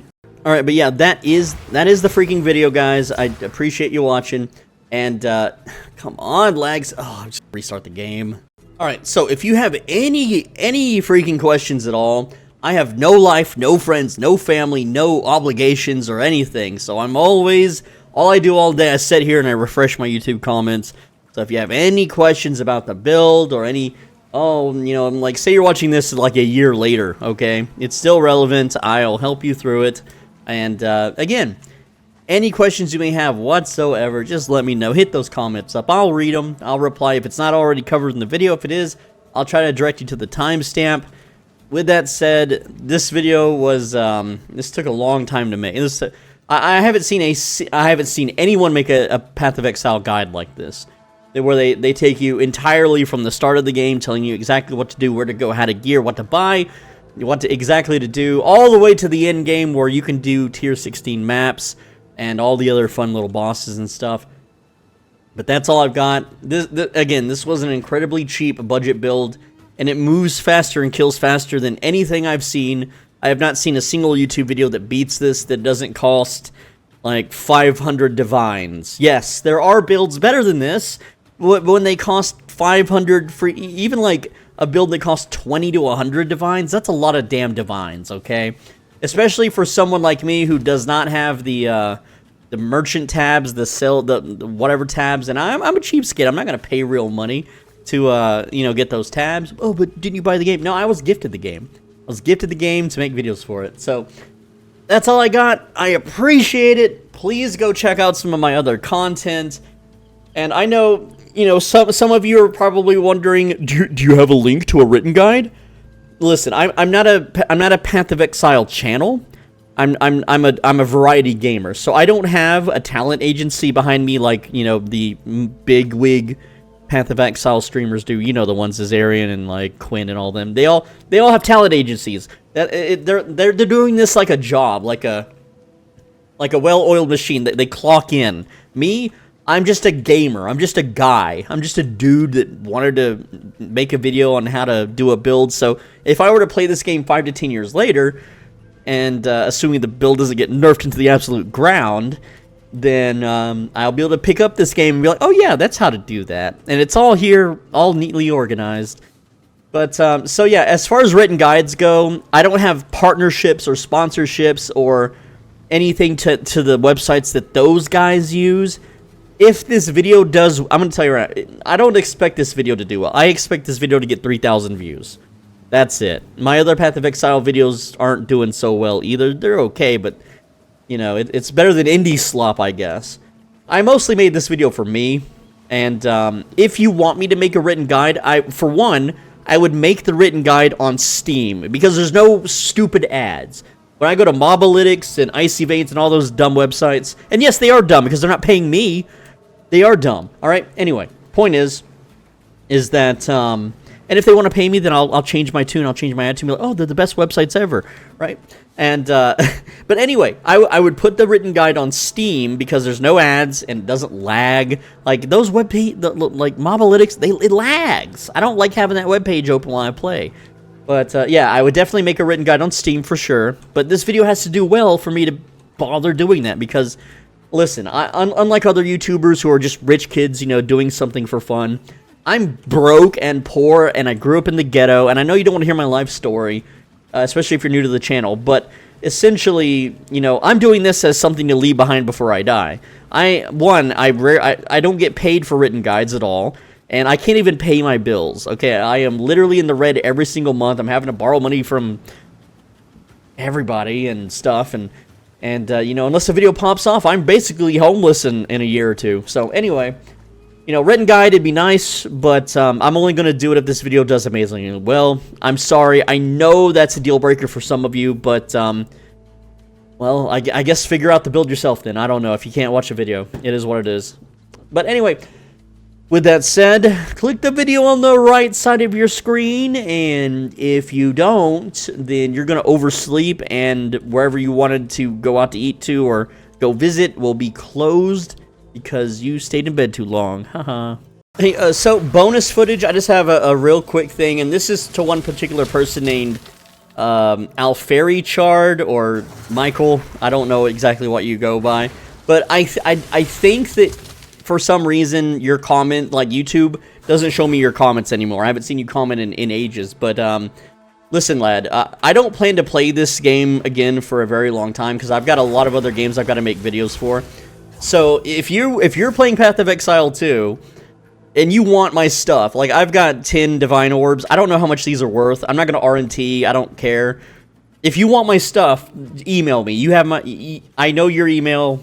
So don't try to you savvy guys trying to email me pretending to be him. I know his email, and yeah. So if you want my stuff, Alferi Chard, then it's yours. If you even watch my videos anymore, if you want any of this junk, I guess it's just junk to me. It's just pixels. I don't care. Let me know. I'll even give you the gear for the build or whatever. Maybe, I don't know.